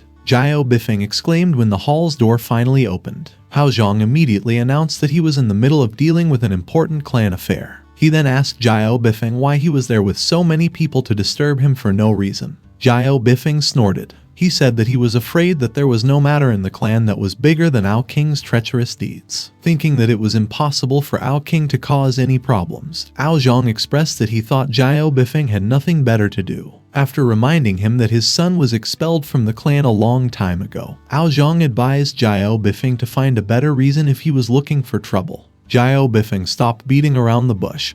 He asked Ao Zhang if he knew that his treacherous son had taken the virginity of the saintess of the heaven-devouring demon wolf clan. Ao Zhang got confused. He asked Jiao Bifeng if he meant Ao King Cheng. When Jiao Bifeng said yes, Ao Zhang couldn't help but laugh wildly. He told Jiao Bifeng that everyone knew about his wolfish ambitions and that even though he was always looking for ways to undermine them, he should find a more convincing reason. Ao Zhang still didn't believe that his third son, who was a loser, had seduced Ao King Cheng. Knowing that his actions seconds earlier must have made Yun Wangqing unhappy, Ao Zhang determined that it was better to coax his wife than to get entangled with those old pickpockets. Jiao Bifeng released his aura as he informed Ao Zhang that he hadn't been kidding him. Ao Zhang broke into a cold sweat. He inquired of Jiao Bifeng whether Ao King had truly engaged in the act with Ao King Cheng. Jiao Bifeng merely clenched his teeth and said nothing. Realizing that his son had indeed engaged in relations with the saintess, Ao Zhang started to laugh again. He conveyed that Ao King had truly inherited his lineage and was deserving of being his son. Jiao Bifeng asked Ao Zhang how he could laugh. He reminded him that King Cheng was the saintess of the heaven-devouring demon wolf clan,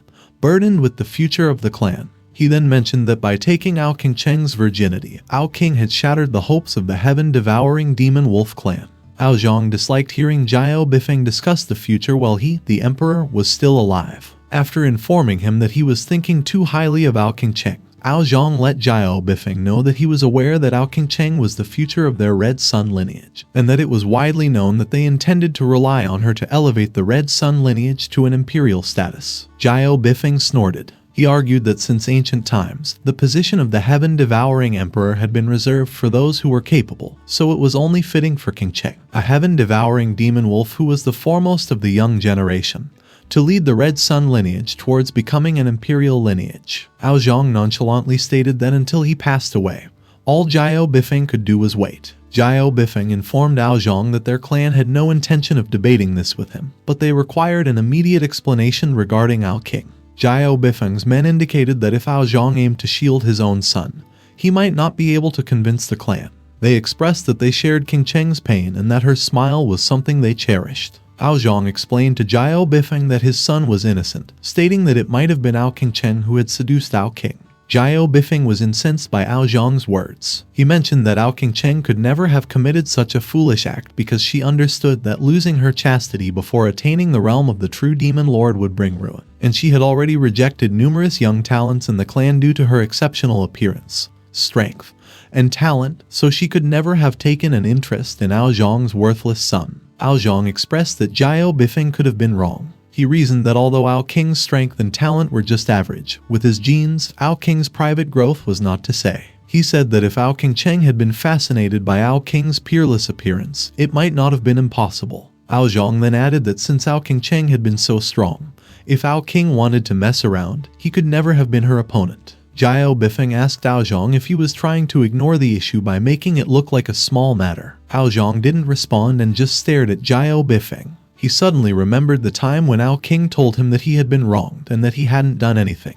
At that time, he trusted Ao King's words, but the Red Sun lineage had been trying to get a hold of them for a long time, so if he didn't punish Ao King, their royal status would be lost, and they would end up in a worse situation. It wasn't easy to get up high, so he had no choice but to abandon Ao King to protect their status. On that day, with a heavy heart, Ao Zhang punished Ao King. After failing to protect him once, Ao Zhang became determined to make up for his mistakes as Ao King's father. Ao Zhang asked Jiao Bifeng why he wouldn't ignore the issue. He expressed that although he didn't like the Red Sun lineage, he really couldn't hold on to that matter because it was at least the mainstay of their heavenly devouring demon wolf clan. So even though Ao King suffered a lot in that matter, for the sake of their clan unity, he could only choose not to pursue it. Jiao Bifeng got so pissed that his whole head turned red and looked like he was about to burst. He held back and bore with the situation. He swallowed that day's anger and decided to just pay it back twice in the future. Jiao Bifeng told Ao Zhang that he would remember everything he did to them that day. He thought that it wasn't the time for them to make a move. Ao King's crime wasn't proven. Instead, he handed Ao Zhang the opportunity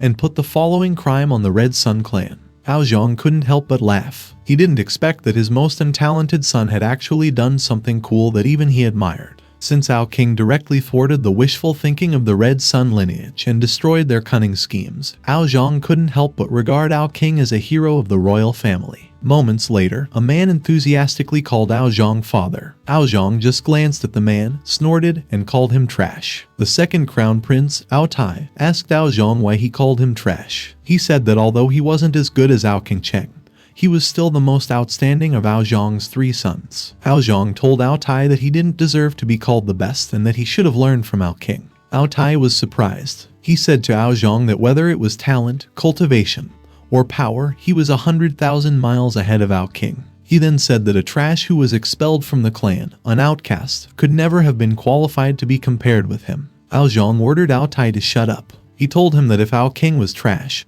he was worse than trash, and that if he wanted to be compared with Ao King, he should first have the ability to bed King Cheng instead of spending all day flirting with some random girls. Unable to believe that Ao King had really done it with Ao King Cheng, Ao Tai asked Ao Zhang how it was possible. He wondered if Ao King could make a comeback. The next day, Feng lay on his rocking chair.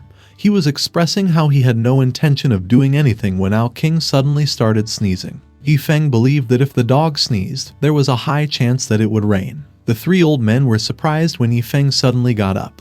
Feng said that although the story of borrowing an umbrella from the West Lake in the past life was just a legend, the rain always came by surprise. He then asked the old men to look at the sky. Simultaneously, Ao King thought to himself that every time Feng put on that dress and grabbed that umbrella, he turned into that strange appearance and said strange things that people didn't understand. Shu Shiquang looked up and saw that the cloud got darker and swirled. Certain that it was going to rain, Feng gave Chu Shiquang and Wu Yonghong the umbrella, as well as his homemade cosplay waterproof Qua raincoat and rain boots. The two old men expressed their reluctance to accept. They said that if they took it, Feng would have nothing to use. Feng glanced at the old men. He told them they didn't have to worry about him since he would have it when he really needed it. Unable to comprehend that Feng was actually telling them that he'd just buy another umbrella, the two old men were shocked. Sun Juge asked the two if they really thought that Feng didn't know that there were two powerful experts on top of them. He said to them that Feng must have a plan and that they should just cooperate. Meanwhile, in the middle of the thick, dark cloud, Fu Dao asked Zhu Luo for his opinion about the martial arts gym. Zhu Luo told Fu Dao that the gym seemed common, but he wanted to observe more, saying that they must not take the enemy lightly since Ao Qingcheng had fallen there. Picking up his guitar, Feng told the old men that because rainy days were melancholy, he'd play a song for them.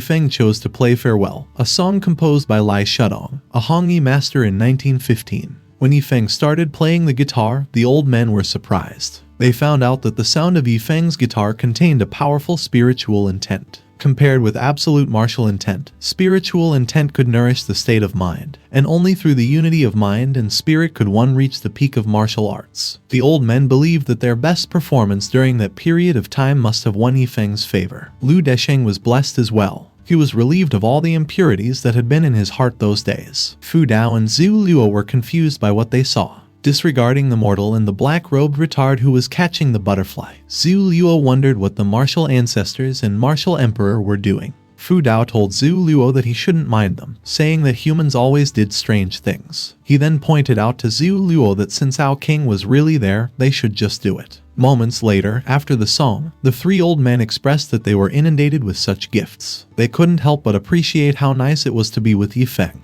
Not to mention the treasure of a holy weapon in each hand. Even his guitar skills took a pronged approach to their state of mind, which further enhanced their soul. Lu Desheng thought to himself that it was obvious that the three martial ancestors had all worked for Feng from the start and gotten all kinds of benefits. But he, who did the most hard work, the most tiring and dirtiest, hadn't received the slightest benefit. He thought that he didn't deserve it, but after hearing Feng's guitar performance, he could finally see the moon and the clouds. He felt so excited that he wanted to cry.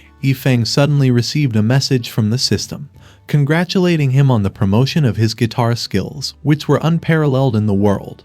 Feng was glad that after so many days of practice, his skills had finally upgraded. He thought that if he continued like that, he would be able to successfully complete the system task and keep the martial arts gym. Simultaneously, judging from their auras, Fu Dao and Zhu Luo determined that the three old men were in the early stages of the martial ancestors. The two of them were in the middle stage of the demon sovereign realm.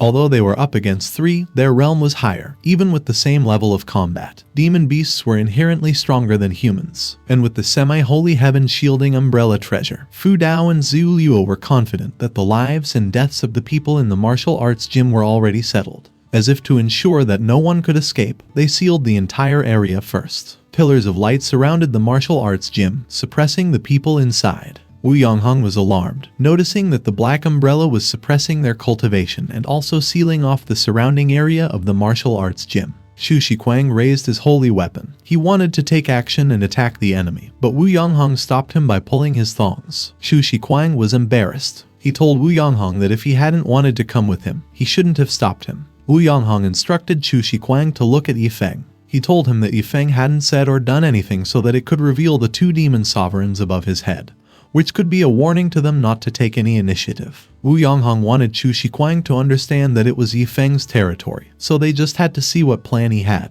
Feng thought to himself that instead of practicing in a single style, he should change the genre frequently so his improvement would be greater. He then looked for a track that could contain 1,000 emotions that changed at a fast speed. Fu Dao and Zhu Luo regarded the three old men as jugglers. Convinced that the old men's cultivation had been greatly suppressed by the heaven-shielding umbrella, they decided not to wait any longer. They immediately gathered their powers, creating a huge ball of energy. The old men started sweating heavily. If they didn't avoid the attack, they would be seriously injured. But despite knowing this, Wu Yonghong still insisted on believing in Feng. Rumbling sounds were heard as Fu Dao and Zhu Luo threw the huge ball of energy towards the martial arts gym. The three old men stared at Feng intently, urging him to take action immediately. Feng suddenly expressed that he had thought of something. Deciding to play a guitar version of Ambush from 10 sides, Feng wondered what kind of spark would arise from the collision of modern and classical. He asked his friends to open their eardrums and listen with their hearts. The three old men couldn't believe that Feng was being relaxed. They grumbled that they were not like him, who would only be tickled by the attack. The old men suddenly heard an explosion. Feng had started playing his guitar. Every time he plucked the strings, an explosion occurred. The sound waves produced by Feng's guitar were actually colliding with the huge ball of energy, thus causing the explosions. The explosions continued, as did Feng's guitar performance. Moments later, overwhelmed by the sound waves, the huge ball of energy slowly dissipated. The three old men thought to themselves that they often had tears in their eyes because they loved that land so much, that martial arts gym. Thinking that Feng's cultivation had been suppressed as he broke the full strike of 2 demon sovereigns with his guitar plucks, Lu Desheng couldn't help but wonder what cultivation one must have to perform such skills. He was so deep in his thoughts that he realized too late that he was stepping in the air. Feng apologized when the string broke, but he assured everyone that he could still play. Seeing that Feng was about to play again, Fu Dao and Zhu Luo had cold sweats. As they got hit by the sound waves, they realized they had been careless and that the real monster around the martial arts gym was Feng. Moments later, after Feng's performance, the sky cleared up and the rain started pouring. Feng grabbed the heaven-shielding umbrella that was falling from the sky. He then reminded the old men that he had told them he would have it when he really needed it. Sun Juge confidently told his friends that before the 2 demon sovereigns came, Feng had already predicted what would happen next. Chu Shiquang expressed that he felt as if he had heard Feng say that it was his way of predicting the secrets of heaven. Since it was raining, Feng said they should take shelter in the martial arts gym and sit down. Feng was surprised when he noticed Lu Desheng. He told him he might as well get out in the rain.